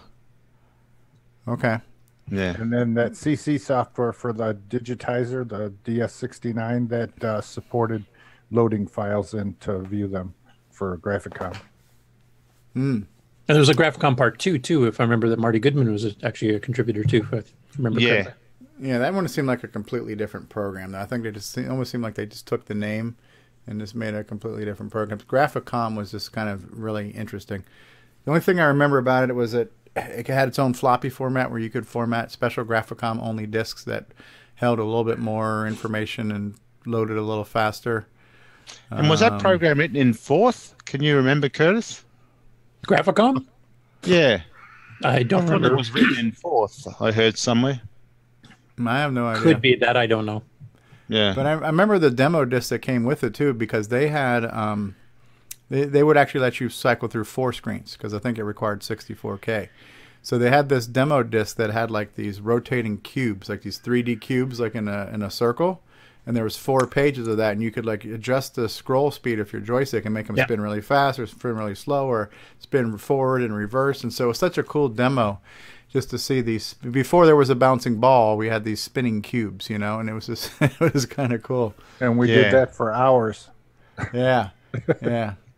They had fonts you could do with it, and just different things. I don't think it was as uniform as like this CoCo Max thing was. I think that from what I recall, and it's been a year since I've seen it, but I think it was a little bit more abstract in how you interface with everything. But I remember having fun playing with it. Yeah, and it was the first decent graphics editor we had, I think. So it kind of took a market in storm until the Mac came out, and then later that year, Tim Jennison released the original CoCo Max. They had an elaborate screen to pick blue or red, or for the color set in the beginning. It said white something. Remember seeing that? It was like a Whitesmith or something. Whitesmith. I think it said. Yeah, it looked good. Yeah, originally it was by Computize, I think, and then Whitesmith took it over afterwards. Yeah, I remember learning about it at one of our color computer club meetings. Somebody had gotten it and did a demo, and it just sold like hotcakes. Everybody bought a copy right then and there. What's he showing us now? I don't know. What are you showing us, Nick? I think he's pulling the Ron Delvaux here. Yeah, he sure is. Maybe he's trying to get his camera steady. Nick, you got to drop the camera once in a while. There you go. Holy. Well, it's been 3 hours. We've had a show about Graphicom. He's showing Graphicom. Oh, Graphicom. Oh. So that's that little crosshair thing where your 64 by 64 windows within? It's kind of hard to see, but yeah. Okay, yeah, I see the crosshair. Yeah. So your one joystick drew within that box, and you moved the box around to access the whole screen type thing. Okay. So that gave you 64 pixel resolution and uses a panning window where you moved it from. That's actually fairly innovative, making up for the limitation. Yeah, because otherwise you had to get the X-Pad, which at the time was quite expensive. Cool. So it's a graphics afternoon here. Cool. So what have we not talked about? Yes, there was a 45-minute stream at the top of the show. Bruce Moore is here. Yeah, we started off the show with about 45 minutes from the exhibit floor. It was good. We got to see Jason. We got to see Grant. We got to see Jim Brain. We got to see Ron Klein was there, and Richard Lorbieski was there. And there's that Whitesmith. Yeah.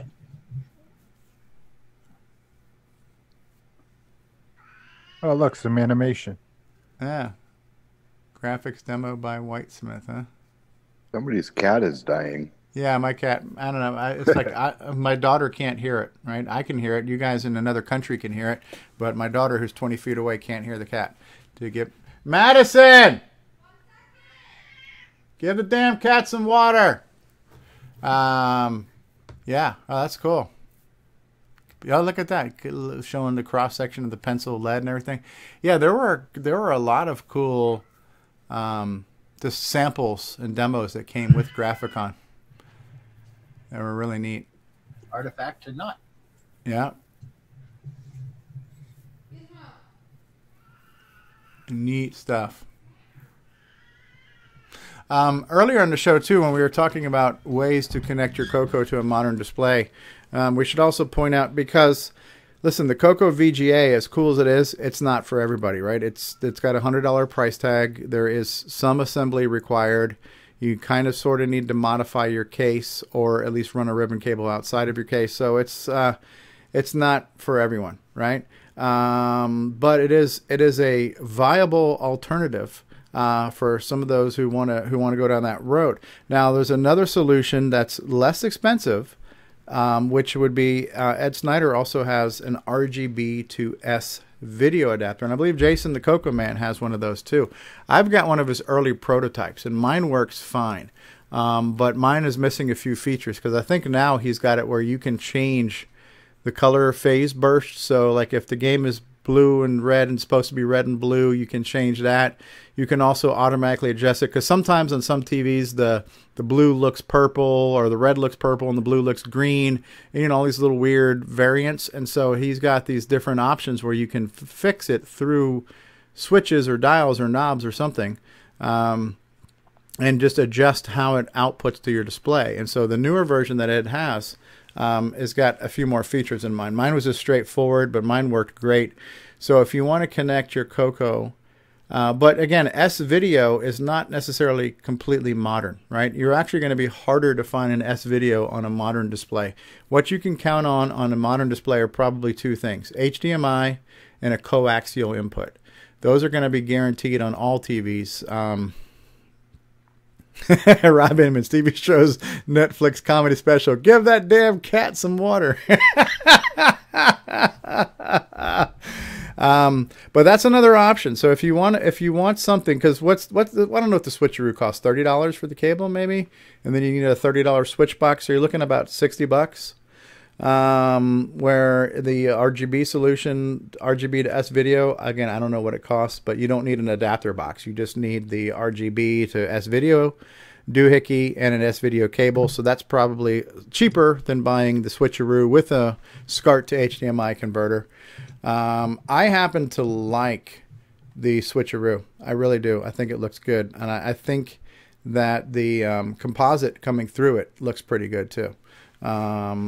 I think it looks, even though it's the same composite feed that's coming from the CoCo for whatever reason, because it's going to a box that's converting it to HDMI. I don't know if the box does any processing cleanup or signal loss reduction or something, but to me it seems like the composite output of the switch-a-roo setup is a little bit nicer than straight from the CoCo. Well, that's something to say for doohickeys, I guess. Yeah.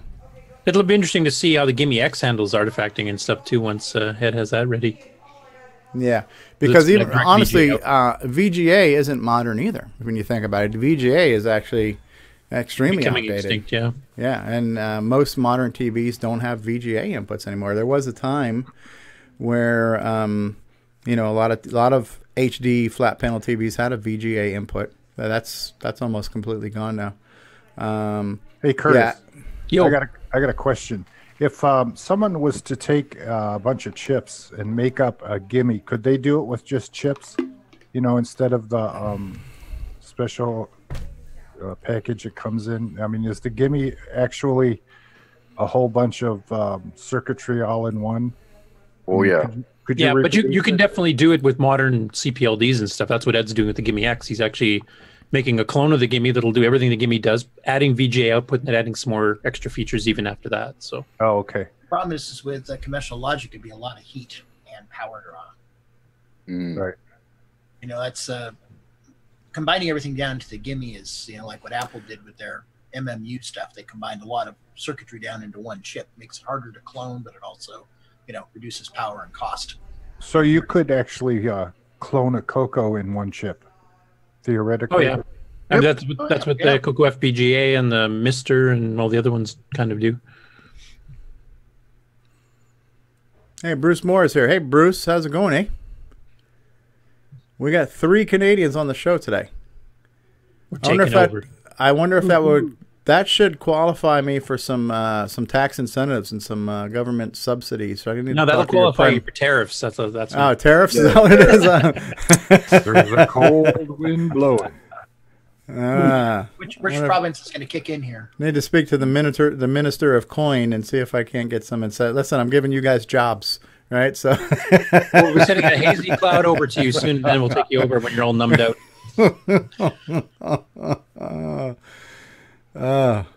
You're muted, Bruce, just so you know. And you sound good that way too, by the way. There he is. Okay. Excellent. All right. So Bruce, Bruce, are you going to make a new series, maybe, of something like unrelated to CoCo Forever, but maybe something, interesting? Something? I don't know. Right now, I'm working on theme songs for CoCo Fest. Ooh. Mm-hmm. I think your next project should involve a beard. And a toque. A beard. We just need to find an excuse to get Ron's beard in a project. And a toque. And a bowl full of poutine. Yeah. Yeah. Rob Inman says a switch-a-roo now costs $7,000 in Canada. Wow. But if you can give somebody snacks with it. Yes. It's cheaper. All right. Well, I think it's time we put this show out of its misery now. 3 hours and 15 minutes going on. There's probably at least a half dozen people agree with you. Yeah. So we'll start to put our parting thoughts and words of wisdoms together. You guys decide if you want to do a after dark. Maybe we can get some people from the Tandy Assembly lobby to join us for an after dark tonight. I have one last question. One possible last one. Okay, Ronnie. How many people have been watching us over since the very beginning? We've averaged about 30 viewers most of the time. I think we're at about 28 right now. No, what I mean is when you show that chart and it has the total downloads of the podcast. Yeah, it's got to be big now, right? 14,000. Ooh, 14,000 downloads, and let me look at what some of the view counts we've gotten recently. And yeah, earlier I was talking about, kind of the unexpected kind of road, the journey we've been on, right, with this show, where it started, where it's gone, where it is. And part of that journey was adding the podcast component to what I still view as mostly to me, I think the most benefit of the show is when you watch it live, as far as the interactive component, right? But again, that's my perception. I'm not every person who watches this show. For the people who watch this show, I don't know what they feel is the most beneficial part of it. Because a lot of them will fast forward anytime I talk, so it's nice having that option. Last week's video got 174 views, and that's our Vectrex talk. That's a decent number. The previous week's episode got 161 views. That was Assembly. Okay, so episode 80 got 161 views. That was Assembly moving the dot. CoCoTALK After Dark number 19 got 61 views. CoCoTALK number 81, Assembly Part 12, Vectrex Talk, that got 174 views. So we, if I got 100 views on an episode, I would consider that a good number. But we get close to 200 views. We get at least 100. And that's just the video, not the audio? That's just the video. That's just the YouTube videos. Right. What if we have stage something like David Lay could blow something up? And advertise for it? Our budget won't handle that every week. Yeah. But so to answer your first question, Ron, so right now that number of downloads is about 14,000, and that's lifetime. From the day we started the audio to today. I know recently some of the other shows have posted some of their numbers. So like the Trash Talkers, year to date, have already got 20,000 downloads, right? CoCo Crew months and months ago passed 30,000 downloads. Wow. So, but what you know, and listen, I'm very happy for them. They have good shows. I'm not saying this to set myself up for an insult, right? They've got good numbers and they have good shows, and you know, their shows are basically the only way you can get those shows is by listening, right? Our show now, there's lots of ways to get it. So I have to like do math. I have to add up YouTube views plus audio downloads plus video downloads, and I've already got a headache thinking about it. So I would say our numbers are in the same ballpark as theirs. And for the most part, with the exception of Trash Talkers, we're definitely a newer show than CoCo Crew. You know, shows take time to get legs and, you know, build an audience and gain their momentum. So we're less than 2 years old, where CoCo Crew is going on 4 years old. And, you know, if I was to sit here and say who our audience is, I don't even know. I would say that I think it's safe to assume the audience of at least the Trash Talkers, right? So TRS-80, mostly the black and white Z80 line, I would say the people who are fans of that, they're probably, you know, fairly intellectual people, serious people. I mean, that machine was viewed more as a business machine than it was an entertainment machine. So if I had to guess and profile their demographic, you know, the people who are listening to that show might not be fans of some of the frivolities that we have on our show, but I don't know. You know what I mean? So we're a bunch of dummies, right? No, I'm just saying that the CoCo was viewed more of an entertainment game machine than it was a serious computer. TRS-80 was I think you know, a lot more TRS-80 lines. Yeah, so I don't know how many, but listen, they have a great show. They've got you know, some great people on that show. It's a serious professional show, and they've got a very good audience, and they've got great numbers. And I'm very happy that anybody in this retro hobby is achieving the success, if you'll call it that, but just doing something that's being embraced by the community, right? If we're part of the community and we're trying to create something for the community, if it's being embraced, that's the best reward you can get, right? But when I look at these numbers, I don't know how to think about them, you know, because it's like, to me, the only number that makes the most sense right now is that we know we've been on the air for 3.5 hours. We've had about 30 people watching us, and I can see messages flying by the screen while we're here and we're all talking. So I feel like in this moment, this is where I feel this is the magic of the show.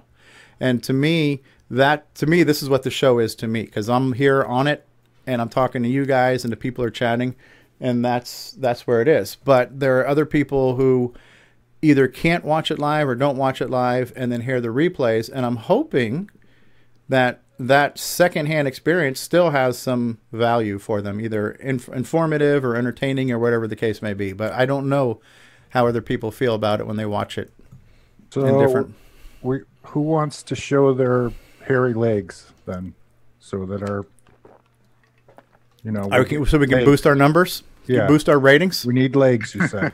Yeah, and someone we'll have the CoCoTALK calendar, you know. Yeah, but I mean, what do you guys think? And for those of you who are watching us right now, what does it mean to you guys? And I don't know if best is the right word, but what format of consumption do people do that works for their schedule or their device or their data plan or whatever, you know, whatever. I think it varies depending on the user, and that if the numbers stay fairly consistent, I think that's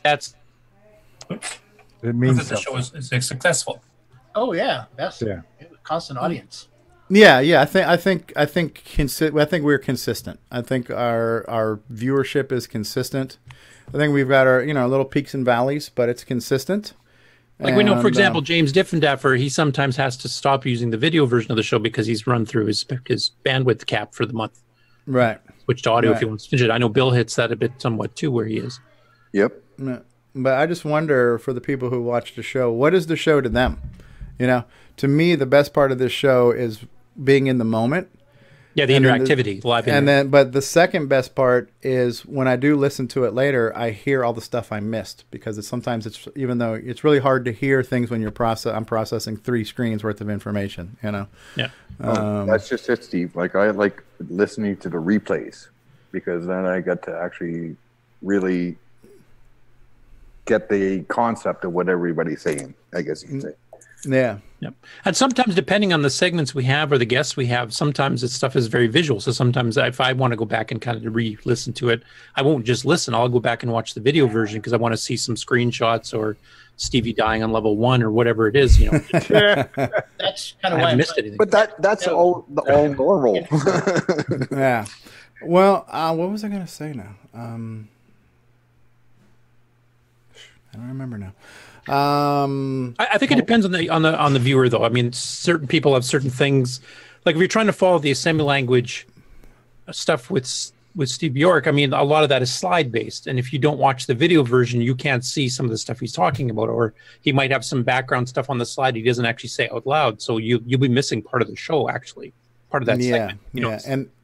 And that's a segment that wouldn't be for everybody, because if you're not into programming, then that's not even an interesting part of the show. Like today, you showed off Hugo and Paul Thayer's showing off screenshots of the various things you're talking about downline with different colors. Well, if you don't see it, that doesn't really mean anything to you.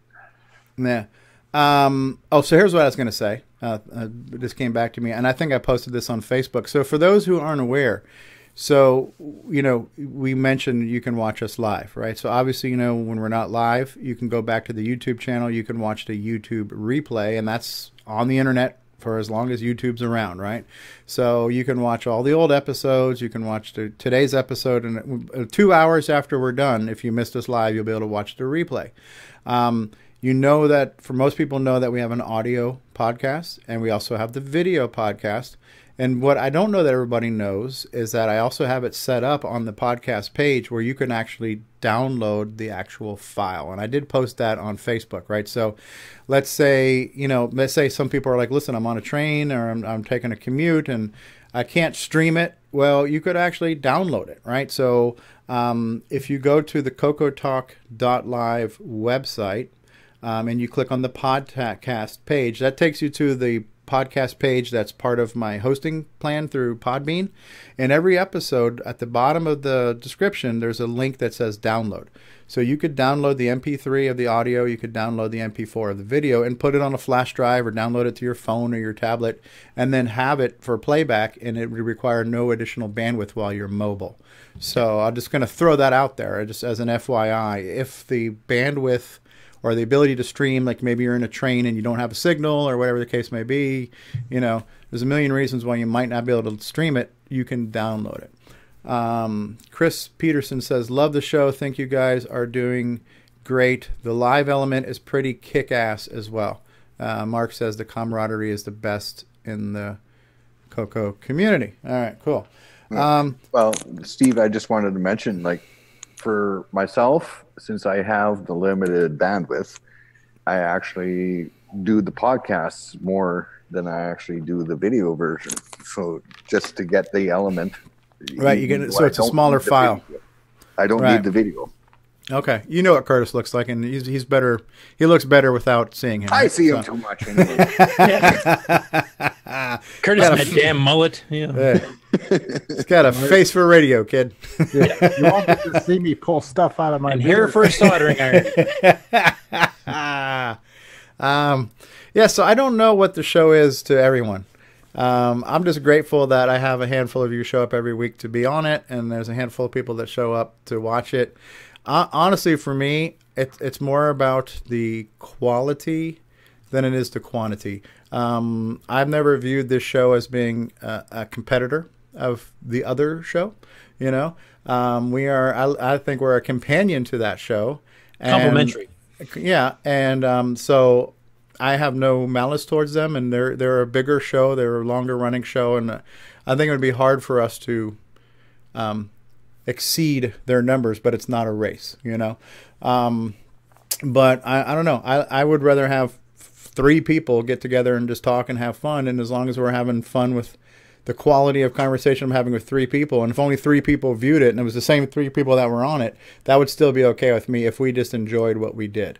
So to me, the experience is bigger than whatever numbers are associated with that, Yeah, for me, the biggest difference and the biggest reason that our show is successful in its own right, I think, is the interactivity, the fact that it's live interactive. And this, for other podcasts, works too. Like Twit TV has a very active chat room, and they get involved in the show. Leo will read out stuff on the air type thing that people are saying and interact with the audience live. And that makes a huge difference because there's quite a few other podcasts. They do have a chat room, but they never look at it. So you don't feel like you're part of the show. You're just watching it. You're talking amongst the other fans. You're not part of the show. And ours and Twit both, you become part of the show, even if you can't log in with Discord or with Zoom. You can still become an active part of the show just in chat. Right. All right. And to everybody watching, you guys are all welcome to join. Everybody's welcome to join. You don't need a resume. You don't have to have made Audio Spectrum Analyzer to be on the program. Everybody's welcome. It doesn't hurt. It doesn't hurt, right? So Mark Bosley said, this is just like the CoCo club meetings I went to back in the day. But you didn't have a guy in your club meeting getting all excited about floppies going, oh, yeah, did you? I remember a couple meetings where, yes, that did happen. Yeah, you don't go to the right type of meeting, Stevie. I remember one getting super excited about our printer because he brought this big honking printer for a mainframe, and he actually lugged it to a meeting and was hooking it up and trying to hook a keyboard directly up to it and then to the CoCo through serial port, and he was just excited. Yeah. Did he get it to print? Yeah, he did. I don't know. Printers never excited me. Printers, even when printers were new, I was never excited about printing. I've never been excited about serial, other than we needed serial to get online. When that was the only way to get online. That's when I was excited about serial. Back in the day, you had to have a printer if you were in business. I was in business, and I used my CoCo to print invoices, and that was like critical. Yeah. And Bill and I mean, the CoCos ran the whole printing department for years. Yeah. Well, how many printers do we have there? Like, it was 1, 2, 3. I think at the end we had 5. Three lasers and 2 line printers. Bruce, am I supposed to do something with this MP3 file? Well, play it if you like, yeah. Okay. Yeah. Proposal for the next CoCo Fest theme song, because they kind of were asking if we can get a theme song for it. Yo. Okay. So let's. And unlike me, Bruce actually has musical talent, so this should be good. Oh, come on. 39 and holding. Retro never gets old. Never gets old. Oh, you can't hear it. I'm not sharing sound right now. Oh, you're playing? I thought you were still downloading or something. Let me set it up. Let me set it up. Next right, year, CoCo is 39, and so the idea of the 39th anniversary of the CoCo, that's the idea here. 39 and holding. Okay, so a lot of people on the internet's heard part of this. Now the rest of us will hear it. The panel will get to hear it now too. Hold on, I'm having problems with my screens, and I just lost my other screen. Okay, you guys are back. Toto is here. Okay, let's try this again. I'm going to put the volume at around 50%. 39 and holding. Retro never gets old. Never gets old. Hey! 6809. And then you just talk over this. That's right. The color computer is 39 years old. Where were you 39 years ago today? If you were David Ladd, you were probably still a twinkle in your father's eye. No, that's cool, Bruce. Let's play that again. You're still seeking to the next track. That's right. 39 and holding. Woo! Retro never gets old. Never gets old. Hey! 6809. 6809. Yeah, Steve I like, on live backing vocals. Like that the high note in CoCoTALK, right? I've got another one I came up with, a more generic one. It's a spoof of Country Roads. Oh yeah. I'll put that together, and yeah, that sounds good. Cool one, because that was the very first multi-part harmony song on the CoCo I ever heard. Oh yeah, yeah. Is that the one that had all the little semi-graphics pixels show up on the screen while it was playing and everything? It was done by Speech Systems before Musica. What was their previous program called that did multi-voice? The Composer. Right. Well, we're going to play us out on that song. To play us out, we're going to do a little new track off of Bruce Moore's album called 39 and Holding.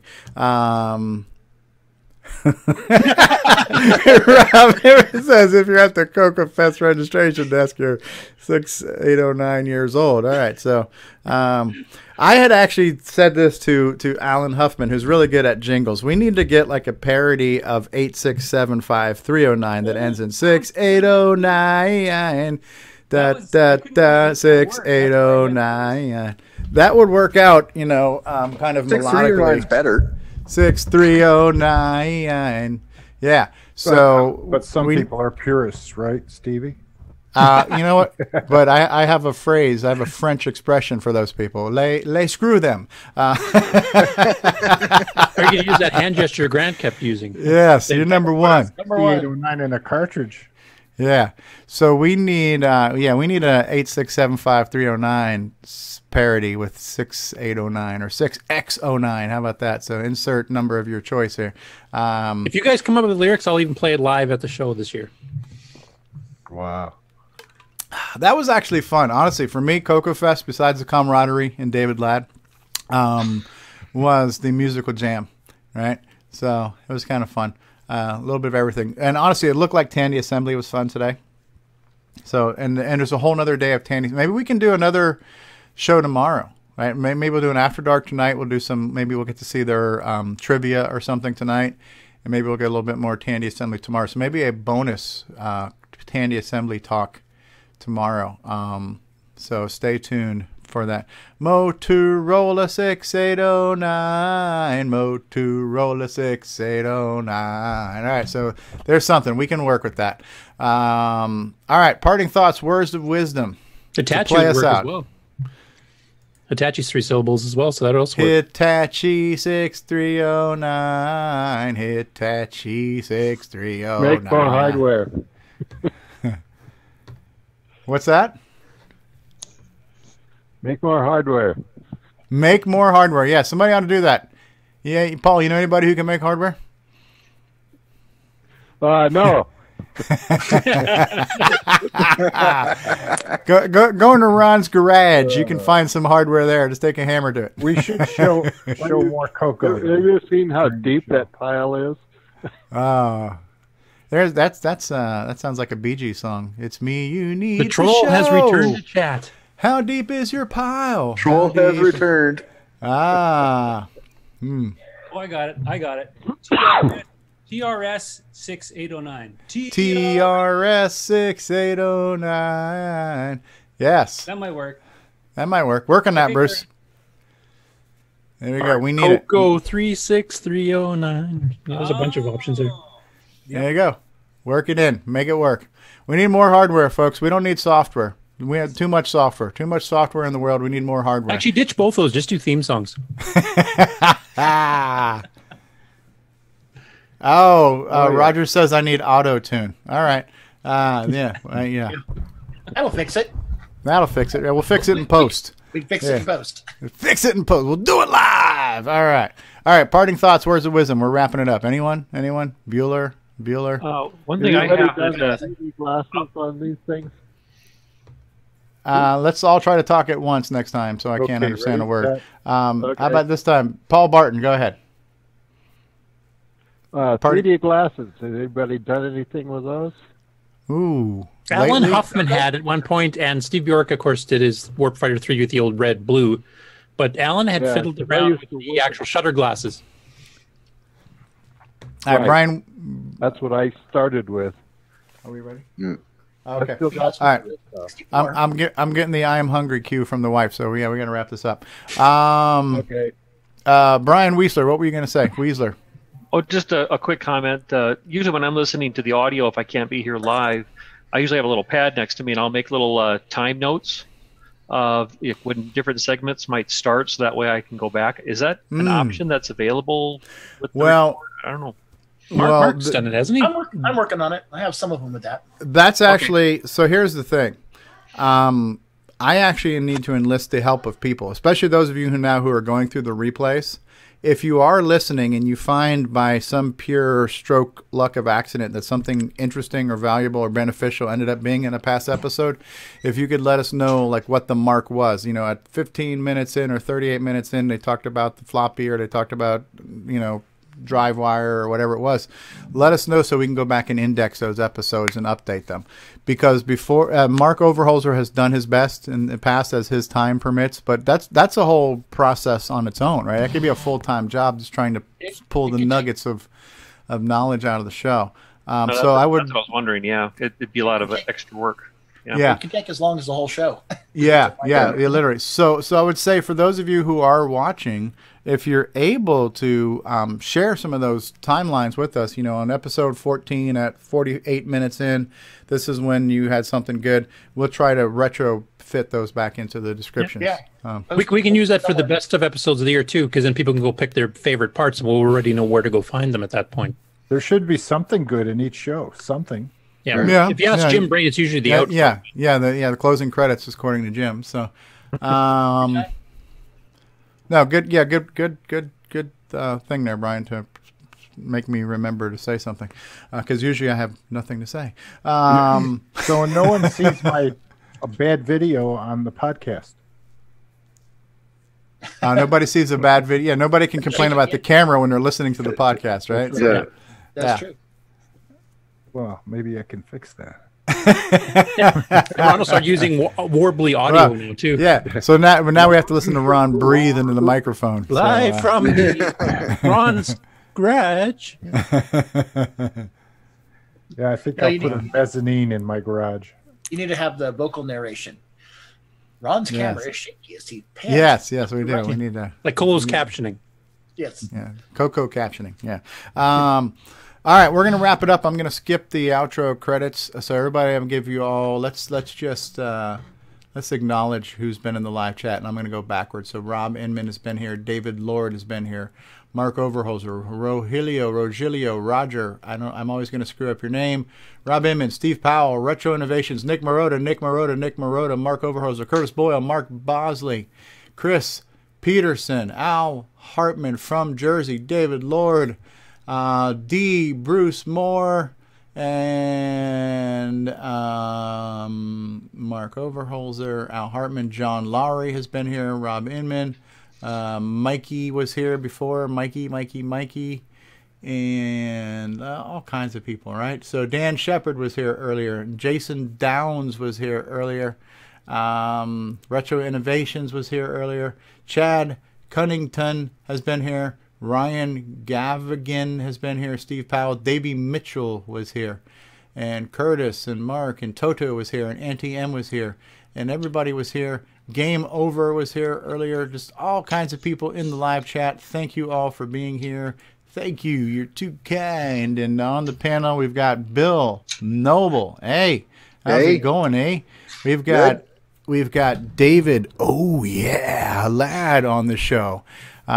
Nick Marentes from Down Under, Brian Weisler, L. Curtis Boyle, Mark D. Overholzer, Paul T. Barton. We got a lot of multi-initial names on here. D. Bruce Moore, and Ron Timberman Delvaux is still on here. As you say. And I'm Stevie Never Gets Past Level 1 Stro, and this has been CoCoTALK. Episode 82. They get that damn cat some water.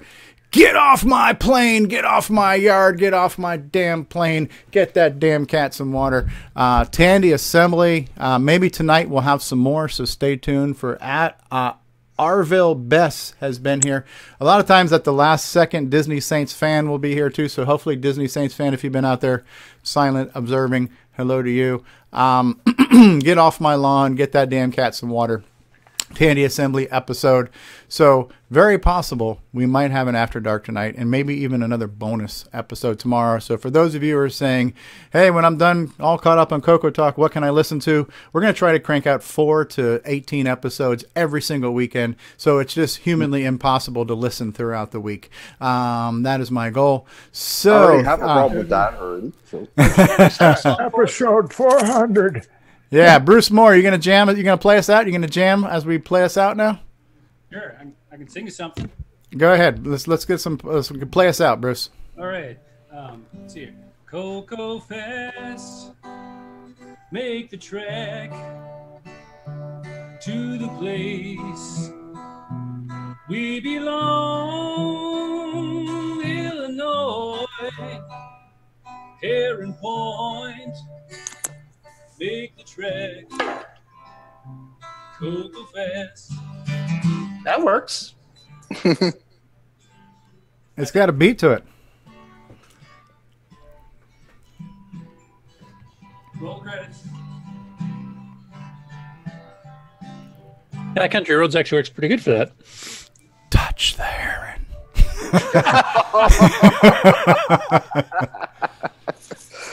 Oh, yeah. Touch the heron. All right, on that note, we're going to play us out on 39 and Single and Never Been Laid, the David Ladd song. Here we go, everybody. Thank you all. Thank you. You're too kind, and thank you, and we'll see you possibly later tonight. Goodbye for now. Bye. Bye. Retro never gets old. Never gets old. Hey! 6809.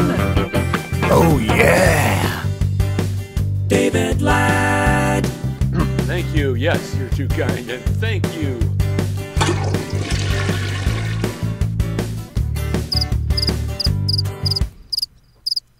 We gotta let it go again. I was getting the whole remix soundboard thing going on. There we go. Night and holding. Retro never gets old. Never gets old. Hey! 6809.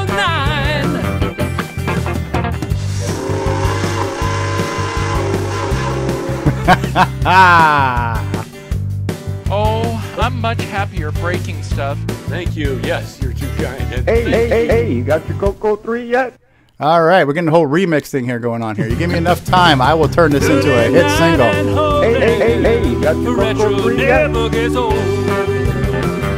Never gets old. Oh, I'm much happier breaking stuff. David 6809. Take care, Ryder. thank you. Yes, you're too kind, and thank you. All right, thank you. You're too kind. CoCoTALK episode 82 is a wrap. We'll see you some other time. All right. Ron Delvaux. All right.